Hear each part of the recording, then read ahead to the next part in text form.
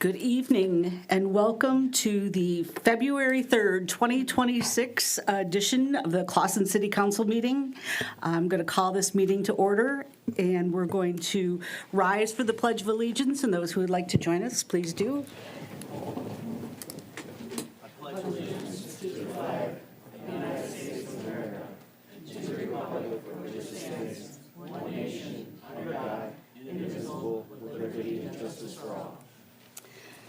Thank you. And next we have words of inspiration from Pastor Bob Morrissey from the Church of Clawson. So those who wish to remain standing can do so. Thank you. Appreciate the invite, and I count it a privilege to be here. Words of inspiration. I often debate on what to say when I come to these, but I'm very grateful for the opportunity. A wise king wrote thousands of years ago that without guidance, a people will fall, but among many counselors, there is safety. And so my prayer as a pastor that you as a city council and as a city manager and our leaders, that you'll make really good decisions together, right? You'll think through, and if somebody speaks really good words amongst yourselves, you'll listen. But then also, if somebody from the city speaks really good words, then you'll take that into consideration as well. And I'd like just to say a brief prayer, if I may. Father, I thank you for our city. I thank you for these people who want to serve the people in the city. And I thank you for their heart and their kindness and their willingness to want to just make a difference right here. And I pray that you would help them and you would give them wisdom as they lead our city and make decisions. And I pray blessings on them and their family and for our entire city. And I thank you for this night. In Jesus' name I pray. Amen. All right. Next, we have roll call, please. Mayor Moffett. Present. Mayor Pro Tem O'Rourke. Here. Councilmember Pelton. Here. Councilmember Rinkovich. Here. Councilmember Slawinski. Present. Councilmember Spishak. Present. Councilmember Tinlin. Here. All right, we have a full house. Our next item on the agenda is approval of the agenda. Oh, well, I have a request, Madam Mayor, to, on the consent agenda, be pulled for discussion around professional services. So your motion would be to remove the bills from the consent agenda and put that as item 9O,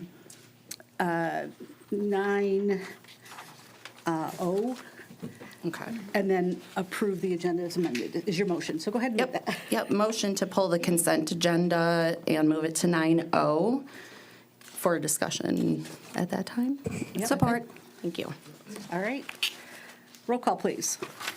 Clarification on that, are we removing just the bills or all of the consent agenda items? Just the bills. Okay. So the consent agenda will be the minutes. Kind of. Mayor Pro Tem O'Rourke. Yes. Councilmember Pelton. Yes. Councilmember Rinkovich. Yes. Councilmember Slawinski. Yes. Councilmember Spishak. Yes. Councilmember Tinlin. Yes. Mayor Moffett. Yes. All right, we have approved the agenda as modified, and we will move on to public comment for items on the agenda. So at this portion, we welcome anyone from the audience who would like to speak to items on the agenda. You'll be given 4 minutes to speak. We ask that you give your name and indicate whether you're a resident of Clawson or someone visiting our fair city. As a reminder, it's not an opportunity for a back and forth conversation, but any comments you do make, I will try and make a note of them and make sure that they're addressed when that particular agenda item does come up. So, having said all that, I would like to invite whoever wishes to speak to items on the agenda to come to the podium and share their thoughts.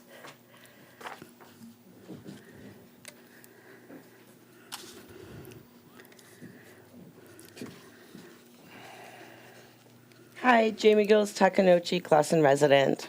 Tonight I'm here to talk about item 9N, which is the city attorney's contract. I want to start by specifically acknowledging the mayor's long-standing principled history on this very issue. In meetings in October of 2019, February 2020, and January of 2021, Mayor Moffett, who was then a council person, was a consistent and vocal advocate for transparency. Each time she argued that the city must follow through on the promised RFP process for legal services. One of the arguments from other council members she dismissed back then because their argument was it was not a good time for an RFP, right? And there's always legal issues in front of us. She stood firm on the idea that an open search is the best way to protect Clausen and to ensure transparency and adherence to established governance. However, before any discussion begins, we must address a fundamental issue of governance. As it has been established by the firm that consulted with the Charter Commission, the contract expired in January 2025 and was not renewed by implementation of the new charter. Therefore, Mr. Newshai is not actually currently a contracted city attorney. Because he has no active contract and because the subject of this discussion is his own potential future employment, there is a clear and present conflict of interest. Mr. Newshai should not be a part of this discussion, nor should he be advising this council on how to resolve his own expired status. The city needs neutral advice tonight. There's never a time when a city is without active legal cases. This is exactly why the Michigan Rules of Professional Conduct, specifically RMPC 1.16, exists. It is a mandatory ethical duty for any attorney to ensure an orderly transition of files to protect the client. Furthermore, there are many reputable municipal firms in Michigan that specialize specifically in these transitions. They have the systems to step in and protect our interests without missing a beat. Operating without a contract for over a year is a significant risk to our city. We cannot fix this with another short-term extension. That would create new legal liabilities. Tonight, I am asking the council to follow the path that the mayor started in 2019. Exclude the conflicted party from the deliberation of his own contract. Move to immediately hire an independent interim counsel. We need a neutral firm to protect our current litigation and manage a fair professional RFP process. And to fulfill the 2019, 2020, and 2021 promise to taxpayers, saying there would be an RFP for these services. I would like us to choose this safe path, the professional path, and protect the city's interests today. I thank you for that. And I have 46 seconds left. I also want to acknowledge that February is Black History Month. To me, this month is a vital opportunity for us as a community to pause and reflect on the voices and stories that have shaped our nation and our local region, even the stories that aren't always at the forefront of our daily conversations. While our neighborhood may be small, we are part of a much bigger story. I believe that acknowledging Black history is a way for us to practice empathy, broaden our perspectives, and show that we value the dignity and contributions of all people, whether it's through reading a book by a Black author, supporting our local creators, or simply taking a moment to learn about the pioneers of our state. I hope we can find a way to honor this month. I'm proud to be a resident here, and I hope that we can be inclusive. Thank you. Thank you. Anyone else who would like to speak to items on the agenda?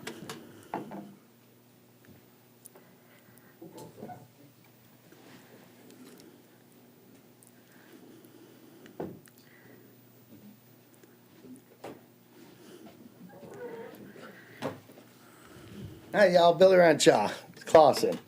I'm on the same issue. Clausen deserves better. Our current city attorney has shown poor judgment, wasted taxpayer dollars by taking a resident to court over wind chimes, an issue that never should have escalated into a legal battle. That kind of decision-making is not petty, it's irresponsible. As a new city council, you have the opportunity to set a higher standard.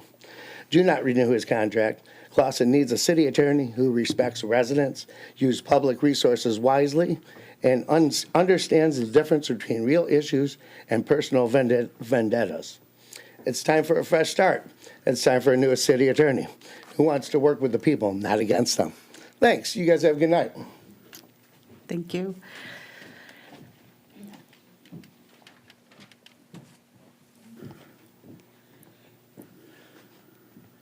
Good evening, members of council and Mayor Moffett. I'm Adam Duberstein, and I live here in Clawson, and I want to speak in support of renewing the contract of Mr. Nushai. I've had several conversations with him about municipal law, and while I'm no legal expert, he certainly is. He bases his opinions on the facts. He doesn't base his opinions on feelings, and I hope you'll consider renewing his contract. Thank you so much.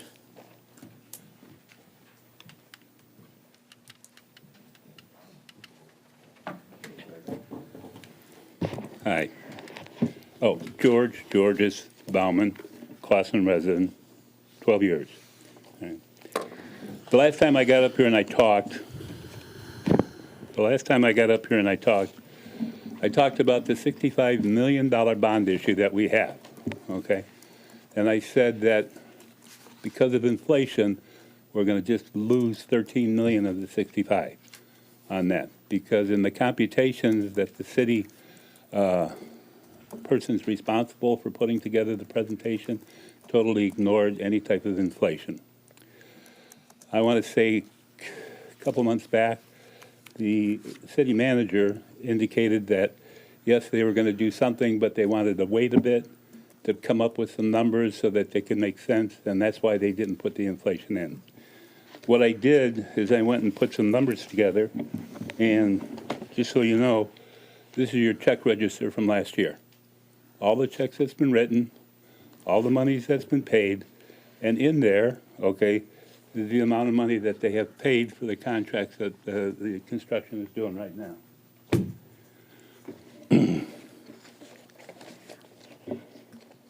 Oh, good.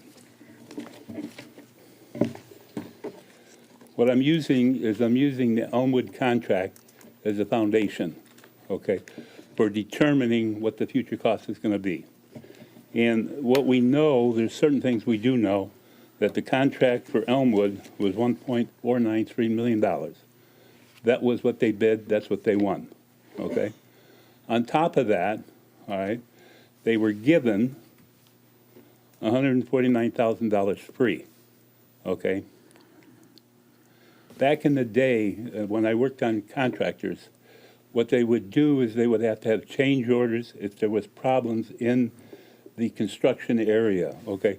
Something wasn't specified, they had to correct it. So they had to put a change order in. What we're doing is we're literally giving 10%, okay, with no change orders, okay, with no engineers looking at it as a freebie, all right? So let's take that out and say 65 million, how much is that for change orders? 6.5 million, all right?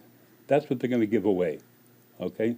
And that's your management that's doing this. That's the city engineers that are doing this. Let's talk about the engineers, okay? The interesting thing is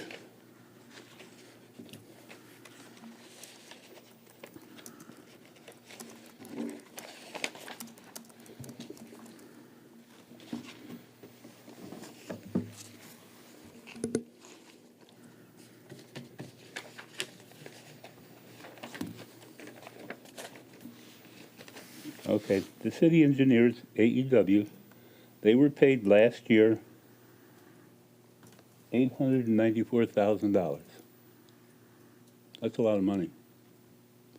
Of that, they were paid $250,000 for Elmwood. Going in and taking a look what the historical numbers are for engineering firms, 5 to 12%. They got paid 17%. So let's take the 17% against the $65 million that we've got there, okay? And lo and behold, we have an amount of money that is, I believe, about $11 million that's going to go to AEW on that. Now, the other thing, what they wanted to do is they wanted to develop a cost. That's it? That's your time, Mr. Georges. Okay, I'll see you in about an hour. Okay. All right, anyone else who would like to speak to items on the agenda? All right, seeing no one getting up, we're going to move to proclamation presentations, and we don't have any. So our next item would be a consideration of approving the consent agenda.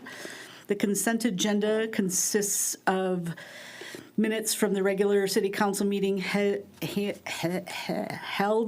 on January 20th, 2026 is presented, and that's all that's in it right now. Madam Mayor, I move the consent agenda be approved as presented. Support. Any discussion, no discussion on consent agenda? Roll call, please. Councilmember Feldman? Yes.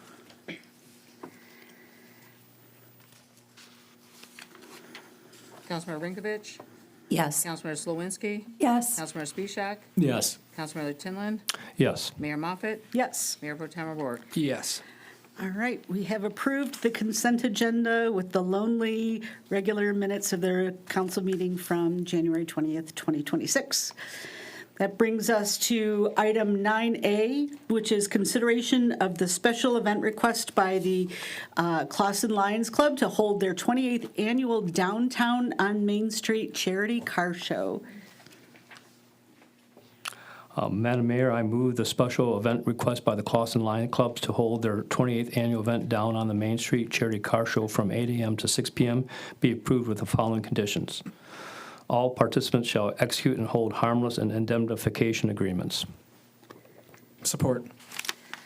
Mr. Riker, do you want to Sure. read the Yes, ma'am. thing there?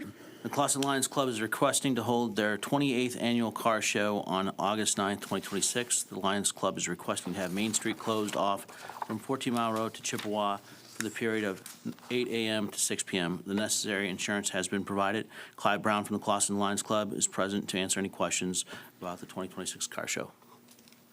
Come on down. And I'm going to hold up the pretty pictures you gave us.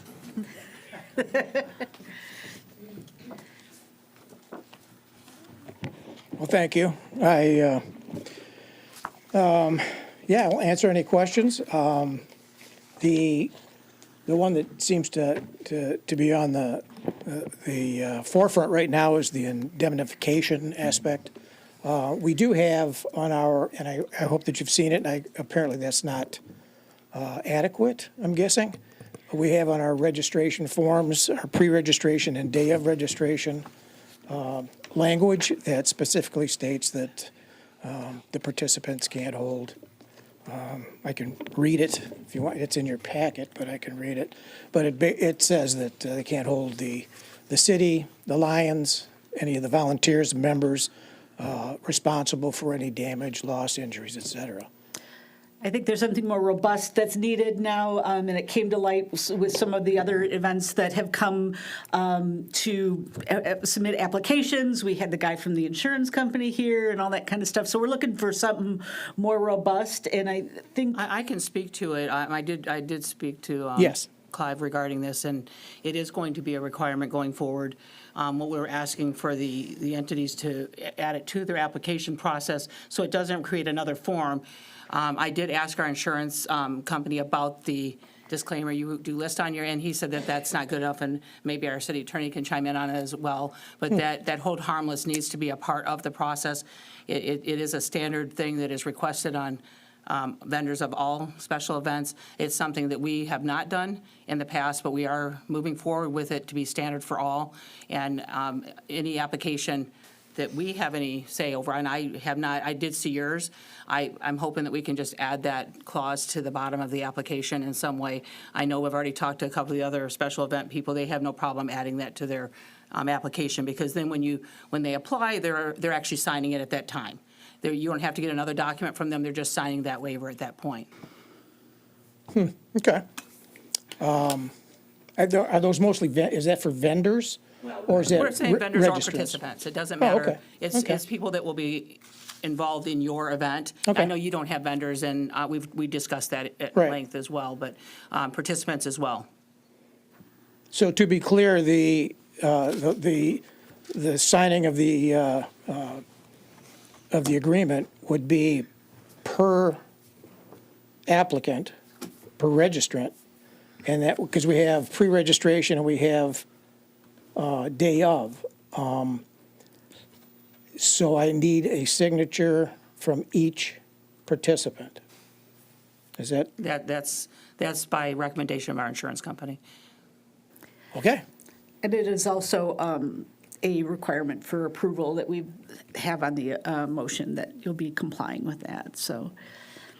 Well, I will absolutely do my diligence to find a way in which to do that, especially with the day of registrants, so. Well, it's just, but- if it's on the registration form that they're filling out, then when they Yeah. sign the registration form, they sign that too, right? If Yeah. it's all on the same page, Yeah. so Yeah, it should be good. okay, yep. And of course, the car show is part of one of our iconic events. And I personally have seen it grow from, like, it seems like you get more and more of the street filled with cars over the years. The distance has been the same, from 14 to Chippewa. But yes, you're right. You're absolutely right. The car show has grown, and it's providing the weather, whether it be rain, whether it be heat, like it was last year. Last year, we actually we had less people at car show because of the heat, because of the condition of the weather. But still in all, we average about 350 participants at each show. And remembering that the concept that we came up with, the Clausen Lions and a local car club and the city came up with, was to benefit all the brick and mortar along the corridor, to keep Clausen on the map, which we do. Actually, I've got some numbers here. I won't bore you with them, but there's near 5,000 people that have looked at our website. And of course, our website includes Clausen. I mean, it's right there. So, and then to, promote Clausen and then the brick and mortar, and especially our fundraiser, because that's what we do to write checks to, which are on the back of, you saw in the packet. That's a smidgen of what we do with the money. So I appreciate it. Thank you. And I appreciate the approval. Any And I will- questions?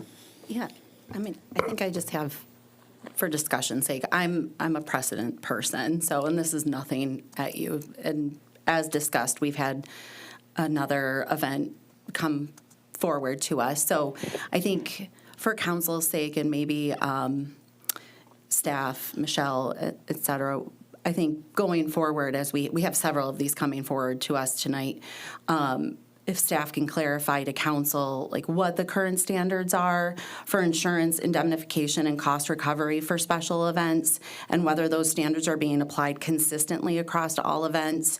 I've started building out a spreadsheet. Are we doing this for nonprofits, LLCs, private businesses, nonprofits, whether they're affiliated with the DDA, not? Like, we need to have some sort of standard set in place and presented to council, so that we know how we're supposed to be sorting these out and approving them and fielding them.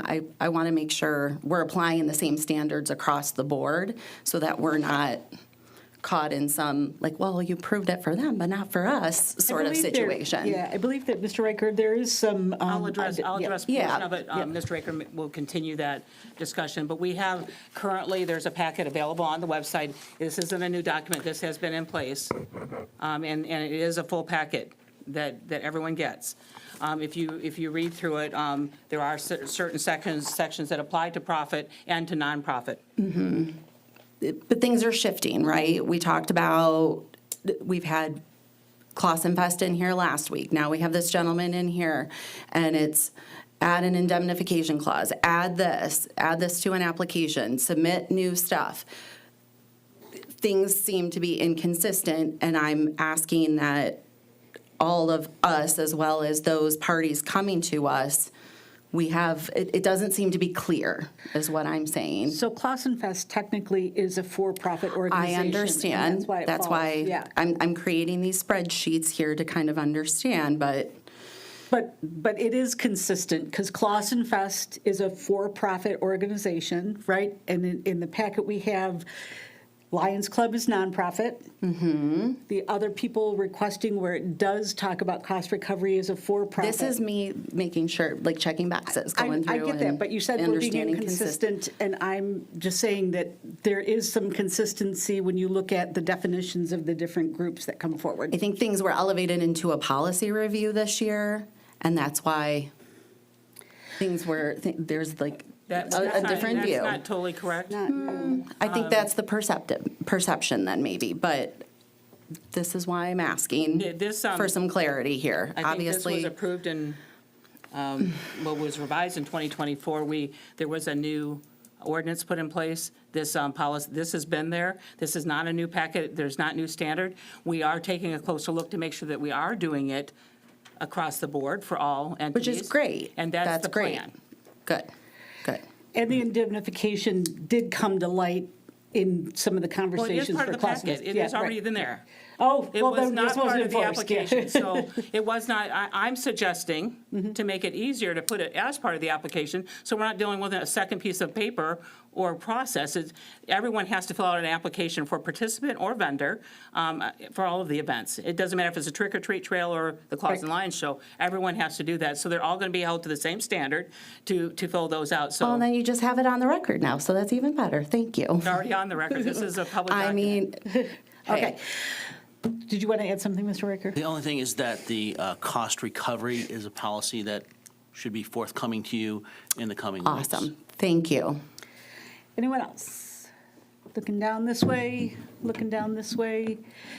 All right, thank you. Thank you. Having no other, you had your I chance. just, No. yeah, sorry, I missed her when she went this way. Do you have everything you need? Yes, I believe so. I will have to, I'm assuming that I will have to get what I do on day of show approved. We will have that meeting like we have done the last, 4 years since I've Okay. been here with you. That will walk through all that and make sure that Okay. the whole safety plan is taken care of. Good. And would that, okay, I'll stay in touch. Yes, sir. Perfect. Thank you, I just wanted to make sure that you I- had what you needed. I appreciate that. Thank Okay, you so all much. right. Thank you. All right, one last look down this way. Everybody good? Everybody good? Roll call, please.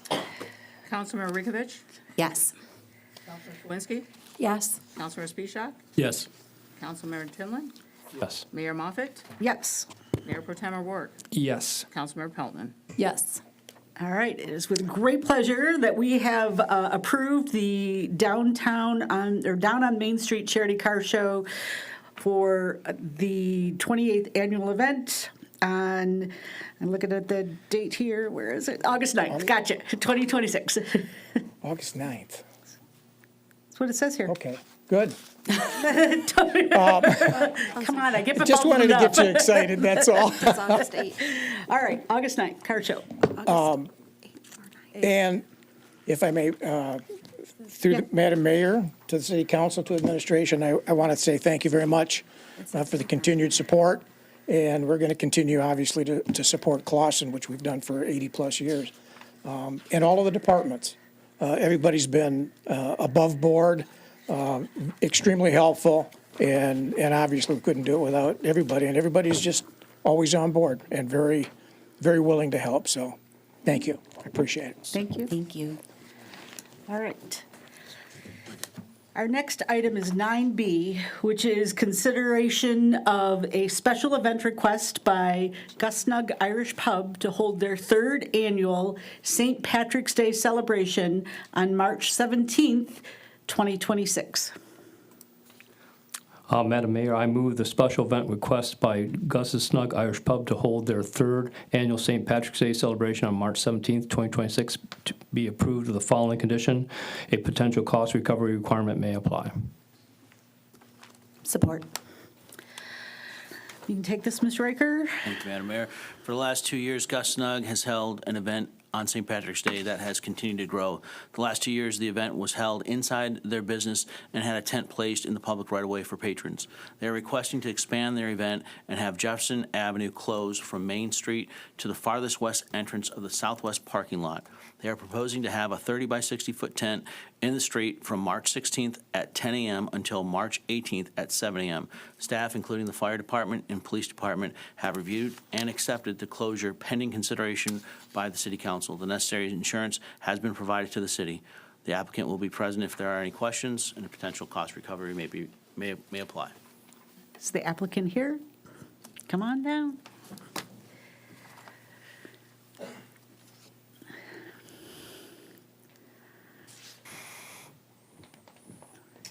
How's everybody doing? Good. Good. Thanks for having us, and I just want to say it's been a pleasure to be in Clawson for the last 2 years. Great city, and we've built a lot of relationships through the time, and we want to do this event as we've done last couple of years to bring more attention to Clawson. We have a great history in Rochester with our pub, O'Connor's Public House, which we kind of started this event in a similar way. Kind of started small and it grew a little bit. And we found that it really brought a lot of attention to the city for that day, and in a good way, to where we bring in, last year, we saw about 1,500 people come through our doors. So, and I've talked to a lot of businesses around us that have benefit from that. And it kind of, so we want to grow that event, and this is why we're asking to have this extra space, which will make it a little bit more conducive, a little bit safer for what we do, and with potential to kind of make it a destination for that holiday. So, I'm ready to, I'm sure some of you have some concerns, so I'm ready to ask any questions you got. Awesome. So my first question would be, what kind of advance notice are you going to give the people that live on the street about that being closed off? Because not everyone pays attention to council meetings and not everyone sees social media. Sure.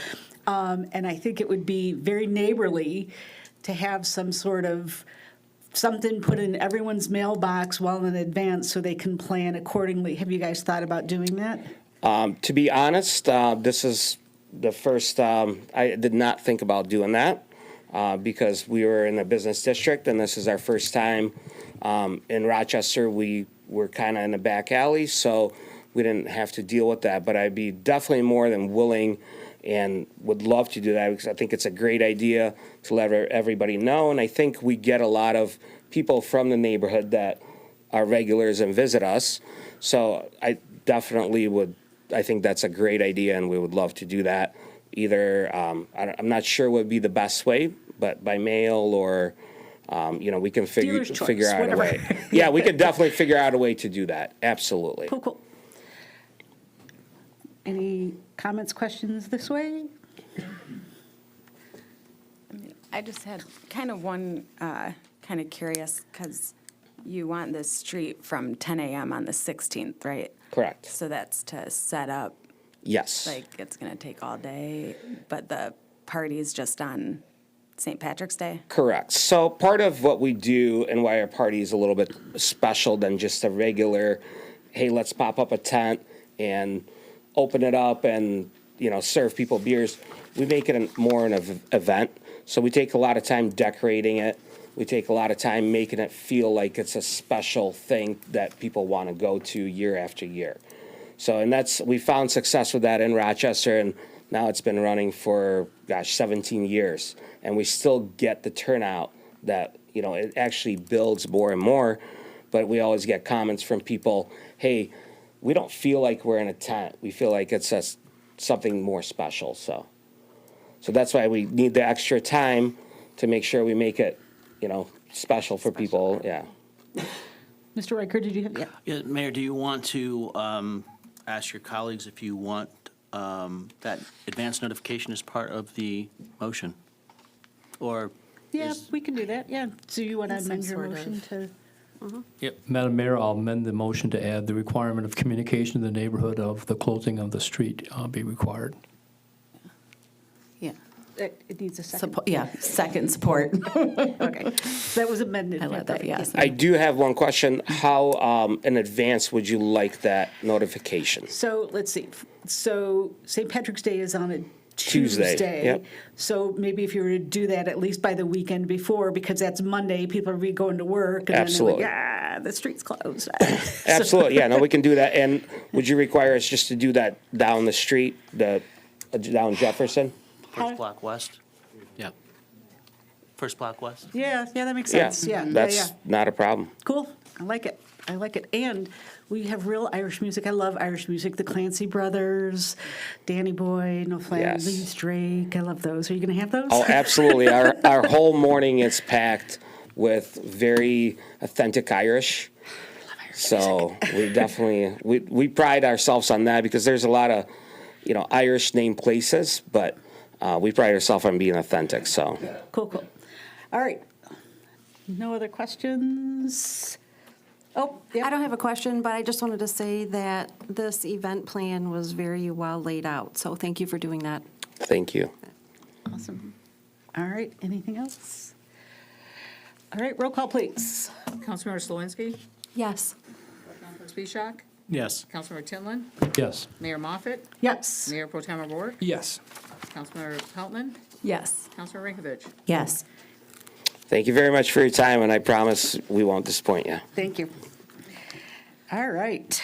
We just approved the, hold on, let me read it appropriately. We just approved the special event request by Gus Snuggs Irish Pub to hold their third annual St. Patrick's celebration on March 17th, 2026. Our next item, 9C, is consideration of the special event request for the Trick or Treat Trail by the Clausen Youth Assistance. And Mr. Riker, if you want to read that one as well? If you get a motion in a second, ma'am. Oh, yeah, you're right, we need that. Madam Mayor, I move the special event request by the Clausen Youth Assistant to conduct their trick-or-treat trail at the Clausen City Park on Sunday, October 18th, 2026, from 6 p.m. to 7:30 p.m. be approved subject to the following conditions. All participants shall execute a hold and harmless indemnification agreement. This event is co-sponsored with the City of Clausen Parks and Recreation. Second. Now read it. All right. The Clausen Youth Assistance is requesting to hold their annual Trick or Treat Trail on October 18th, 2026, from 6 p.m. to 7:30 p.m., set up at 3 p.m. They will be in need of sawhorses to block the parking lot, picnic tables, and hay bales located around the wood chip trail. The one special request is to have the Clausen parking lot closed from 3 p.m. to 8 p.m. Again, all participants shall execute a hold harmless and indemnification agreement. The event is co-sponsored with the City of Clausen Parks and Recreation. Ms. Councilmember Tinlin, I know you're our liaison to the Youth Assistance Council. Do you have anything you want to share about this, since I don't think Ms. Lubes is here? I was looking in the audience here. Besides, it's a traditional event. I have not gone to my first meeting yet. It's tomorrow at 5:30. Okay. But strongly support the event. Well, so those of us who are familiar, this is another one of the iconic Clausen events, and the Youth Assistance Council does a lot of good for the community, and this is one of their fundraising opportunities. And I know people from all the surrounding communities are excited to come and trick or treat through the park, so it's an exciting event. Any comments, thoughts? Anyone else want to share on that? All right, hearing none, if we could have a roll call, please. Councilmember Spisak, Yes. Councilmember Tinlin, Yes. Mayor Moffett, Yes. Mayor Pro Tem Rourke, Yes. Councilmember Peltman, Yes. Councilmember Rinkovich, Yes. Councilmember Slawinski. Yes. All right, we have just approved the Youth Assistance Special Event Request for the Trick or Treat Trail to be held on October 18th, 2026. We next move on to item 9D, which is consideration to purchase a Kubota, whatever, V-Series diesel utility vehicle and attachments. Madam Mayor, I move the purchase of a Kubota V-Series diesel 4x4 utility vehicle, RTV X2C-SKLH-1, with attachments 72-inch V-blade, cargo-mounted drop spreader, 60-inch rotary broom, and bed-mounted sprayer from Carlton Farm Supply for a total cost $45,584.69. Be approved as presented. Second. All right, go ahead and read all that. Madam Mayor, our motor pool staff has identified a need for equipment that was not part of this fiscal year's budget nor part of the capital improvements plan. Currently, DPW employs a Bobcat utility vehicle for winter maintenance of snow, ice removal for city parks, municipal buildings, and in the DDA. It assists in fall cleanups, maintenance of the athletic fields, including dragging, grooming, the baseball, softball, and football fields, and is also used during the 4th of July preparation and cleanup. This piece of equipment needs to be replaced. We have had continuous issues with the Bobcat from its time of purchase in the fiscal year 15-16 budget, with it being underpowered and not as durable as advertised. Our total invoices for repairs and maintenance on the vehicle have now surpassed the purchase price of the vehicle, which was $33,316. Currently, the vehicle is again in need of an estimated $800 repair. We estimate its as-is auction value to be about $7,000. Recent capital equipment purchases this fiscal year have been under budget. These cost savings, along with a forthcoming budget amendment, will be necessary to make the replacement acquisition. The motor pool fund balance is approximately $275,000, which is where the money will come from to cover the cost. DPW acquired 3 quotes for a Kubota V-Series diesel 4x4 utility vehicle RTVX2C SKLH-1 with attachments, 72-inch V-blade, cargo-mounted drop spreader, 60-inch rotary broom, and bed mount sprayer. The quotes are from Carlton Farm Supply for $48,584.69, Weingarts for $547.38, and King's Equipment Group for $51,989.54. DPW leadership and the city administration are recommending council approve the quote for purchase from Carlton Supply for $45,584.69. Staff are present for discussion and questions, and I need a drink of water. You wrote all that, so.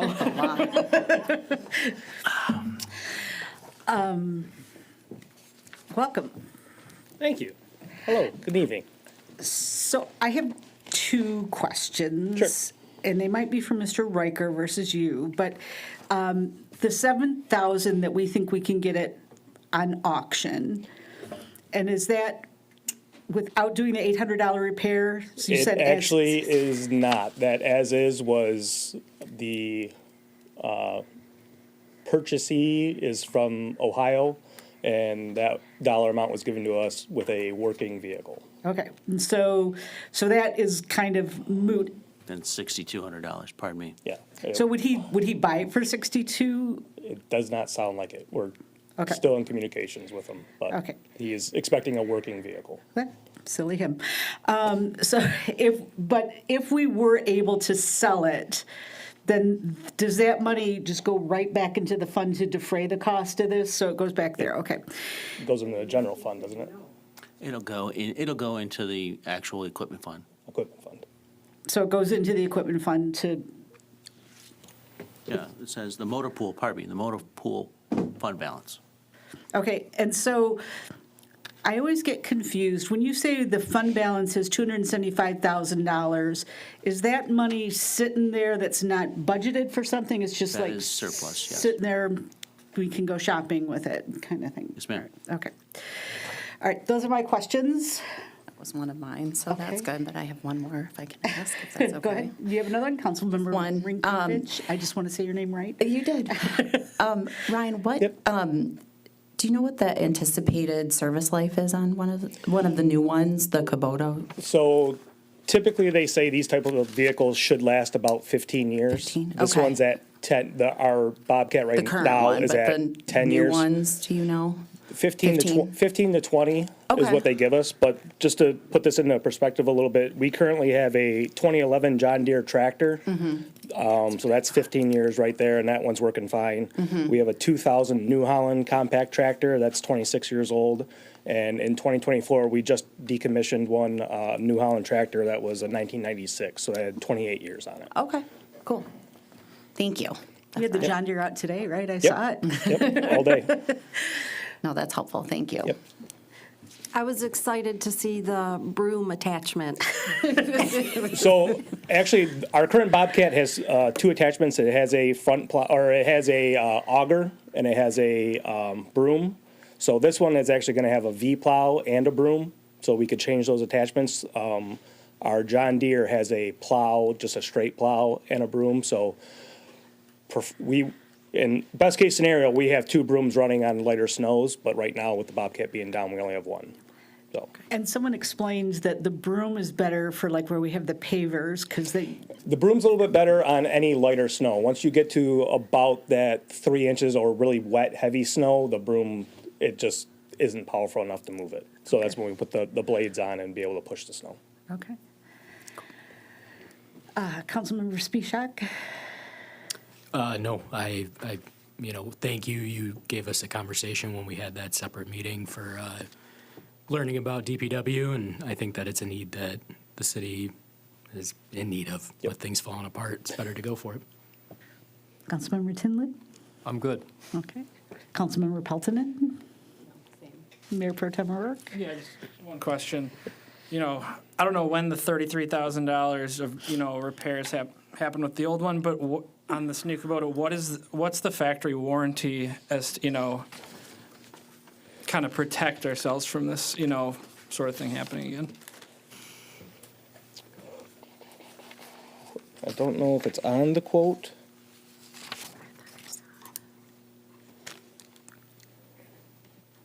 Three-year. 3-year? Yeah. Is that what it was on the, what was it, Bobcat? It's probably the Okay. standard, yeah. Okay, all right. Just curious, thank you. Yep. And what was the proper way to say that? Kubota. Kubota? Kubota, yeah. Cool. Close enough. Any other questions, comments, thoughts? All right, hearing none, if we get a roll call, please. Councilmember Tenlin, Yes. Mayor Moffett, Yes. Mayor Pro Tem O'Rourke, Yes. Councilmember Peltonen, Yes. Councilmember Rinkovich, Yes. Councilmember Slawinski, Yes. Councilmember Spishak. Yes. All right, we have just approved the purchase of the Kubota to be purchased from Carlton Farm Supply. So thank you. All right. Next is item 9E, which is consideration of the first reading of an ordinance to amend Chapter 34, Article 10, Section 3.11 to provide incentives for ground floor parking facilities. I believe this will be yours, Nick, after we have a motion and a second. I move to approve the first reading of an ordinance to amend Chapter 34, Article X, Section 3.11, to provide incentives for ground floor parking facilities. Support. All right, thank you, Madam Mayor and Council. During the final stages of the master plan discussion, a topic got brought up by the City Council to review potential incentives or standards for ground floor parking facilities. The Planning Commission has since worked on an ordinance for several months and approved this ordinance presented to you during their January 13th meeting. The ordinance amendment states the following. When a minimum of 50% of the ground floor area of the building is proposed to be occupied by parking, one additional floor shall be permitted within the height limit of the district, 42 feet in the city center district and 35 feet in the CMD district. The minimum ground floor height shall be reduced to 9 feet at the finished ceiling, and the minimum floor height of upper floors shall be waived. The following shall also apply. A development using the ground floor parking option shall provide a shared open space on the site for the use of residents. The shared open space shall include, at a minimum, a lawn area, seating, and 1 canopy tree. The minimum area of the open space area shall be 5% of the gross lot area and shall not include any required buffer areas. Where the ground floor parking is not fully enclosed by walls and/or doors, the parking area shall not be used for the storage of any item other than motor vehicles and bicycles. The required liner use shall be provided where a building with ground floor parking has frontage on a side street where no liner use is required. The parking shall not be exposed on the street-facing side of the building. In the CC City Center District, the required 10-foot upper floor setback shall apply to the 3rd and 4th floors. In the CMD District, the 3rd floor shall be set back 10 feet. When using this option, the parking requirement for 3-bedroom units shall be reduced from 3 spaces to 2. Included in the packet is also a memo from Joe Tangari of Giffords Webster, and that outlines the ordinance amendment and also provides some illustrations on how this could potentially work in action in one of our lots downtown. I'd be happy to answer any questions. So I have some questions out of the gate. Like, what was the intention of this to be able to get parking requirements met and add green space? Or what was the genesis of this question, or this proposal? So I think the overarching goal was to allow some development flexibility and to, since we have limited space in downtown and parking's already concerned, is to try and encourage developers to use parking on the ground floor. And in order to get them to do that, offer some incentives. And so one of those incentives is increased building height, not increased building height, increased amount of floors, both maintaining our building height. And so if you have more floors, you can technically have more units. And that we also use this as an opportunity to encourage 3-bedroom units to be developed by reducing the parking requirement from 3 spaces to 2. But so looking at the picture that was in the packet, I mean, it's actually increasing the floor height to essentially 4. So it should be to 4 floors or stories, but within the Yeah. same building height requirement. Well, the picture I'm looking at And what in the page? packet on page 69 of the packet, Yes. it's showing, on the left side, it shows 3 floors essentially, so the ground floor and then 9 foot, 9 foot, 9 foot versus,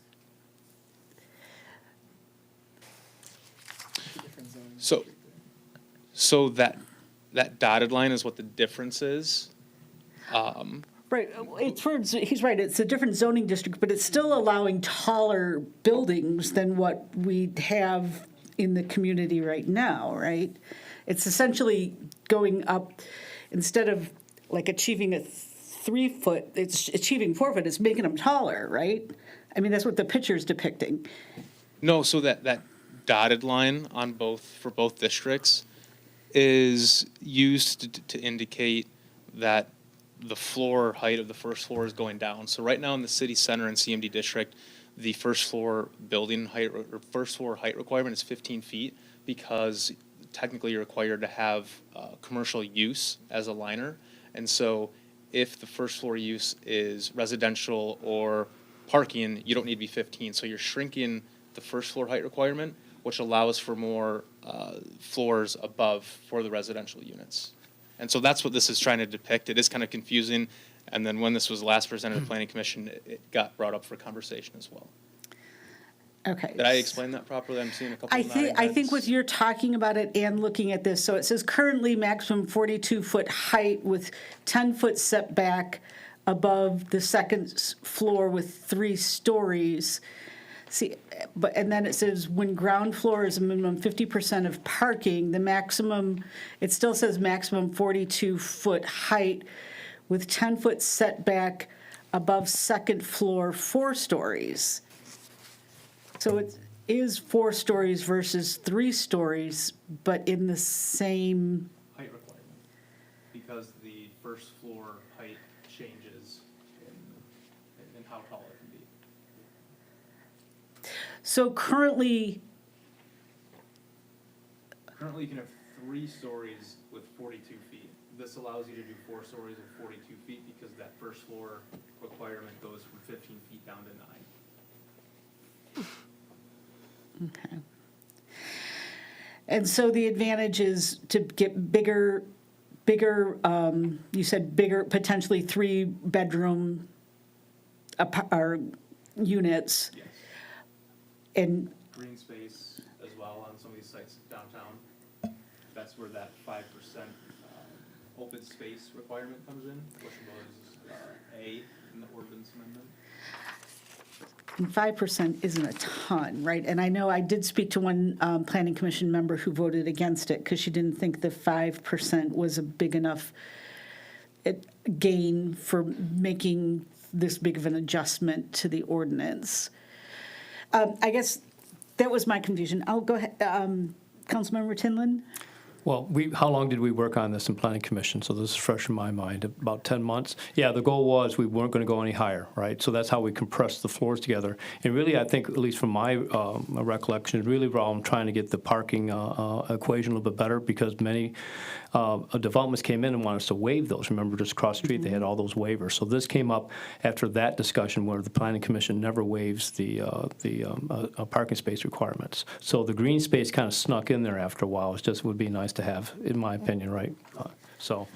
And I'll note again is a lot of the developments that come in the city center and CMDs or downtown, they tend to be more dense and have one-bedroom units or just your general efficiency is what we call it, so just an open space in there, because it's easier to meet the parking requirement compared to doing 3-bedroom units. And so this, if they have this ground floor parking, they may be incentivized to have a 3-unit multifamily instead of 3 one-bedrooms for parking considerations. Requirements, so it's requirements, so they can offer a 3-bedroom, and that's what we ran into with the PUD and the thing across the street, is they wanted a lot of concessions on the parking. All right, No, yeah, that was just my comments. And, you know, this concept is used in other parts of the United States. You go to, like, California, for example, it's very common to see those parking tucked underneath the apartment complexes. So, but I think that, I'm not sure what the vote was, but the Planning Commission talked a lot about this in the last year. Councilmember Spisak? Nothing from me. Councilmember Slawinski? Nothing. Councilmember Rinkovich? So we had a great meeting today with our DDA partners. So, and actually, one of the things that I talked about a lot was trying to find different ways of bringing more folks into residing into some of our like city center areas and downtown, and how do we do that. So I like this. I think it's just a different way of looking at it, adding more and different attainable housing and finding different flexible ways of doing that in these different areas. So I like that we're kind of looking outside of the box and, so to speak, and trying to find different ways of also combating parking potentially too, parking issues and being collaborative with that. So very cool. So thank you. Councilmember Peltonen? Yeah, I followed along with the planning meetings, and I appreciate it staying under 42 feet in those areas.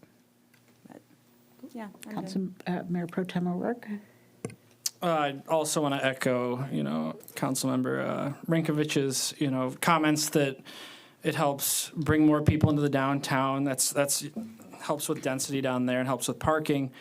So I appreciate us looking outside the box on this, and it's also not a super novel idea too. I mean, it's in our area. It's nothing crazy. And Nick, would you also say that this helps with aesthetic, because as the parking is under the building, it's less in sight. In the downtown, would it help with that a little bit too? I think you could certainly say that. I think everyone would have their own opinion on what they'd want to see. I wouldn't make that official statement, but I can see how it could give some opportunity to maybe some more public art on the walls down there where it's enclosed. But at the end of the day, I think this just offers an opportunity, right? We're not changing the official height or standard for these districts. We're giving people that want to build in Clawson another option. So I think it's a good opportunity. Yeah, and we're not changing the box. We're changing what we're doing inside of that box. We're not changing the size of that, right? Okay, yeah, so Cool. I fully support this, so thank you. All right. Hearing no other comments, roll call, please. Mayor Moffett? Yes. Mayor Pro Tem O'Rourke? Yes. Councilmember Peltman? Yes. Councilor Rinkovich? Yes. Councilor Slawinski? Yes. Councilor Spisak? Yes. Councilor Tinlin? Yes. We have just approved the first reading of the ordinance to amend Chapter 34, Article 10, Section 3-11 to provide incentives for ground floor parking facilities. Moving on to item 9F, consideration of receiving and filing the 2025 Planning Commission Annual Report. Madam Mayor, I move to receive and file the 2025 Planning Commission Annual Report. Support. All right, You take that, Mr. Raker, I'll toss it to Nick. or Nick, or whoever, I don't care. The Michigan Planning Enabling Act, PA 33 of 2008 as amended, requires the Planning Commission to prepare, file, and present an annual written report to the City Council. This document is intended to meet the state requirement as well as provide an overview of Planning Commission 2025 accomplishments. And I will also note that last Friday, we released the Economic Development Report, which is different than this, but same, just kind of recapping the year in development, business, and building. So just kind of important to share with the community what type of investment and businesses we have coming in. I thought it was an interesting read, just to go through the things that were like requested and then taken back and that kind of stuff. It was Yes, there's interesting. A lot of recurring parties that attend our meetings topic-wise. Yep. Any comments, questions, thoughts? I have a comment. Go. I really like the way that they laid out what they did for the year by bullet point, like for every meeting. I think that was a really good idea. Anyone else? And then just reference, this document does also go on our website for people to look at. Nice. Good job. Your Tim, or? Out of curiosity, do you, like, from the site plans, do you know how many, like, housing units we added in 2025 off the top of your head? Added, there's several under development. I don't know how many were actually added. We've got the 53 single-family homes going in at the Shaw and Baker sites. That's under development. We've got several different multifamilies coming in. I don't know if any projects were actually completed outside of maybe 2 or 3 single-family homes. Okay. That's what we're kind of hoping to expand on with the economic development report, that these two documents should kind of feed off of each other. Sure. Okay, thank you. Yeah, I'm always curious, because there's a bit of a housing shortage, so I just want to see what, we're doing to help that out. So, thank you. I think we'll see a lot more progress this year than last year. Great to hear. All right. Can we have a roll call, please? Mayor Pro Tem O'Rourke, Yes. Councilmember Peltman, Yes. Councilmember Rikovich, Yes. Councilmember Slawinski, Yes. Councilmember Spishak, Yes. Councilmember Tinlin, Yes. and Mayor Moffett. Yes. All right, we have just received and filed the 2025 Planning Commission Annual Report. Next item is 9G, consideration of reappointment of Annie Fenton to the Board of Ethics her expired term to a term that expires on September 15th, 2028. Madam Mayor, I move the reappointment of Annie Fenton to the Board of Ethics expired term to expire September 15th, 2028 to be approved. Support. I had the opportunity to speak with Ms. Fenton, and she was very interested in continuing her position on the Board of Ethics. The application was sent out to everyone. I had to hunt her down, so thank you for those who helped me get that phone number to call her, but we got her. If there's no questions or comments, we get a roll call, please. Councilmember Peltman, Yes. Councilmember Rikovich, Yes. Councilmember Slawinski, Yes. Councilmember Spishak, Yes. Councilmember Tinlin, Yes. Mayor Moffett, Yes. Mayor Pro Tem O'Rourke. Yes. All right, we just have reappointed Annie Fenton to the Board of Ethics to a term to expire September 15th, 2028. Next item, 9H, consideration of the appointment of Paul, Alexopoulos. Alexopoulos. That. Get it right. To the Zoning Board of Appeals, term to expire December 31st, 2028. Madam Mayor, I move the appointment of Paul Alexopoulos, to the Zoning Board of Appeals expired term to expire December 31st, 2028 be approved. I also had a conversation with this gentleman. Oh, sorry. I'm so anxious. I had a conversation with this gentleman who was very excited about being not only on the board but part of the community. And so I'm excited to have to put his application forward. Any conversation, comments, questions? Yes. So was this seat Jennifer Perkins It before? was. Yep. Okay, and so she is not being reappointed? That's correct. Was that her choice? No, it was not. Okay. Any other questions or comments? All right, roll call, please. Councilmember Rinkovich? Yes. Councilmember Slawinski? Yes. Councilmember Spisak? No. Councilmember Tinlin? Yes. Mayor Moffett? Yes. Mayor Pro Tem O'Rourke? Yes. Councilmember Peltman? No. All right, we have just appointed Paul Alexopoulos? Alexopoulos. How is it?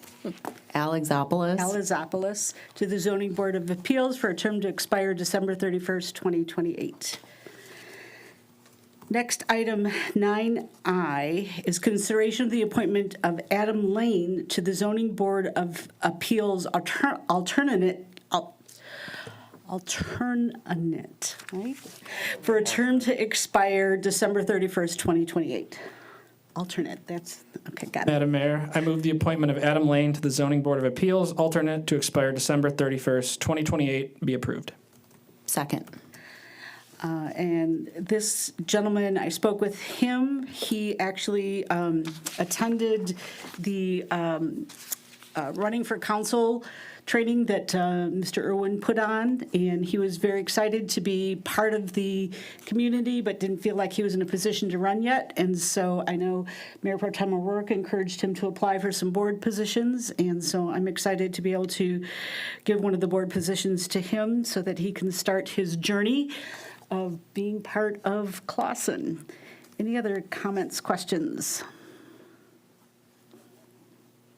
Nope. Hearing none, roll call, please. Councilmember Slawinski? Yes. Councilmember Spisak? Yes. Councilmember Tinlin? Yes. Mayor Moffett? Yes. Mayor Pro Tem O'Rourke? Yes. Councilmember Peltman? Yes. Councilmember Rinkovich? Yes. We have just appointed Adam Lane to the Zoning Board of Appeals alternate term to expire on December 31st, 2028. Item 9J is consideration of the appointment of Scott Manning to the Zoning Board of Appeals alternate to expire December 31st, 2028.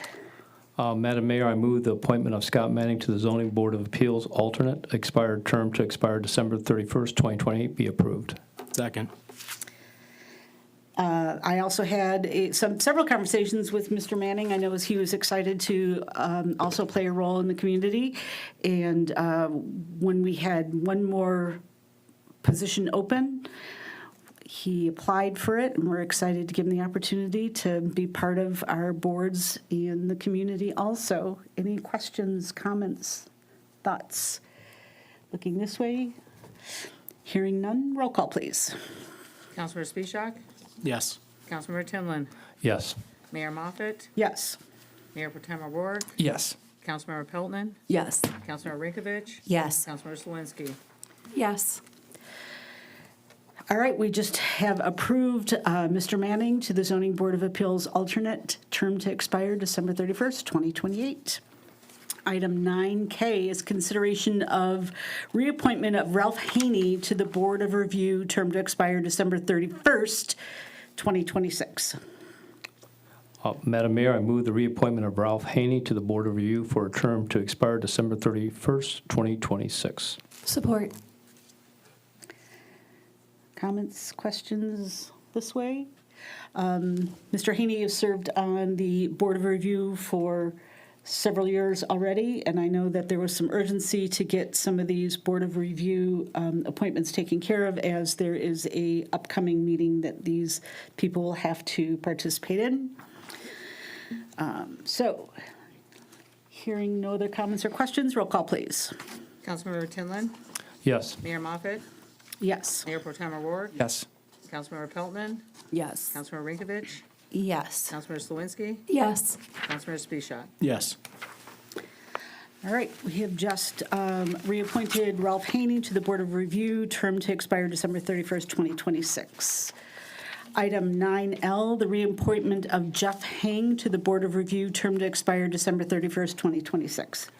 Madam Mayor, I move the reappointment of Jeff Hang to the Board of Review for a term to expire December 31st, 2026. Second. So I also spoke to Mr. Hang. I know we all got an email today expressing some concerns about him. I exchanged several additional emails with the resident, Mr. Hang. We had a conversation about it, and I let him know that because there is some urgency, we needed to get these appointments taken care of, but we would be keeping an eye on the situation and definitely take any additional concerns into consideration for future reappointments or appointments, and he understood that. He also offered to have a conversation with the resident, which they declined to take him up on, but so it was addressed. And I think because of the urgency of the upcoming meeting, we'll move forward, but we'll keep it in our pocket for future reference. Just for clarification, the Board of Review, their activity is really March, right? When they're doing the review of tax adjustments, et cetera? It is. Okay. Yep. So, any other comments, questions, concerns? All right. Can I ask a question? Sorry, I'm sorry. So for that particular board, what sort of things are you particularly looking for? Like, what are the main background are you wanting them to have then? Like what's the ideal? Yep, so we talked about that. And one of the things was, experience and knowledge of what has happened in the past and how to approach the topics as they come in. And so that was one of the things that was important for some of these positions we talked about at another meeting. The other thing we talked about was someone who had understanding of the real estate market and that type of thing, which is definitely something, we would look at for future candidates, but we do have some urgency with these appointments. Yeah, and I just don't have a lot on this candidate in the packet that I have. He's a reappointment. Right. Because he's a reappointment. So he's served To this on- Board of Review because it was X'd out traffic and safety on the application. I think Traffic and safety as well. he's on. Okay, I'm just double checking because they were both on here, so I just wanted to make sure. Okay. Is their background in that area, in real estate and? They've or served for something several like that? years already on it. So Okay. they're familiar with the processes and procedures. So that's the basic reason. And again, I think it's important that at least one or two members of the Board of Review have background in real estate, but you also probably want someone who doesn't, so it's a little bit unbiased as well. So I think having, and again, he's got experience on the Board of Review. I've never spoken to Mr. Hang, but generally the Board of Review is background in real estate and the house. We have this other issue too, right? Like we've got just multiple, I know we've got this pressure, but then we have this external factor that came in at the last minute, so it's like, And there's you two know what I sides mean? to every story, And like we I don't, said. of Yep. course, but then we don't have a full picture either of the background. Right. So we're being asked to make something on the fly with very limited information about this person's. So, but you did get the But very packet little. Thursday night, so if you had questions, you could have reached out to the gentleman at that time. So is it, okay. I did have the question because I didn't see on the, his Have their contact application information. where, how many years he was on the Board of Review. So I did contact him to ask him because I wasn't sure, it wasn't clear to me, and he told me that he has been on the Board of Review for 3 years now. Yep. Thanks, Laura. So that, I just wanted to share that. And she had the contact information because when the applications are originally submitted, they're sent to the entire council unredacted, but they are put redacted in the council packet. All right, any other comments, questions, or concerns? Well, I guess the other issue too, like I said, the one email literally came in at 9:26 this morning, so that's Yep, the and I other did, issue. So I did jump on it, gave him a call. And I exchanged appreciate that. Some additional conversations. And like I said, cool. I did put the caveat that we would keep an eye on the situation and take it in consideration. I mean, this term expires in '26. So, I mean, we can take a look at that going forward. Any other questions, comments, concerns? Roll call, please. Mayor Moffett? Yes. Mayor Potem O'Rourke? Yes. Councilmember Pelton? Yes. Councilmember Rinkovich? no. Councilmember Slawinski? No. Councilmember Spishak? Yes. Councilmember Tinlin? Yes. All right, we just have reappointed Jeff Hang to the Board of Review for a term to expire December 31st, 2026. And last but not least, item 9M, consideration of reappointment of Vince McBride to the Board of Review for a term to expire December 31st, 2026. Madam Mayor, I move the reappointment of Vince McBride to the Board of Review for a term to expire December 31st, 2026. Support. Comments down this way? Comments down this way? Come on, nothing? I mean, I'll chirp in. Go ahead. I think Vince McBride would be a great addition. He just did a wonderful presentation on property taxes, and he's very knowledgeable, so I think it'd be great. Thank you. All right, roll call, please. Mayor Pro Tem O'Rourke? Yes. Councilmember Peltman? Yes. Councilmember Rinkovich? Yes. Councilmember Slawinski? Yes. Councilmember Spisak? Yes. Councilmember Tinlin? Yes. Mayor Moffett? Yes. All right, we have just reappointed Mr. Vince McBride to the Board of Review, term to expire December 31st, 2026. Brings us to item 9N, consideration of discussion regarding the city attorney's contract. Madam Mayor, I move discussion regarding the city attorney contract. Support. All right, so this is our big ticket item of the evening.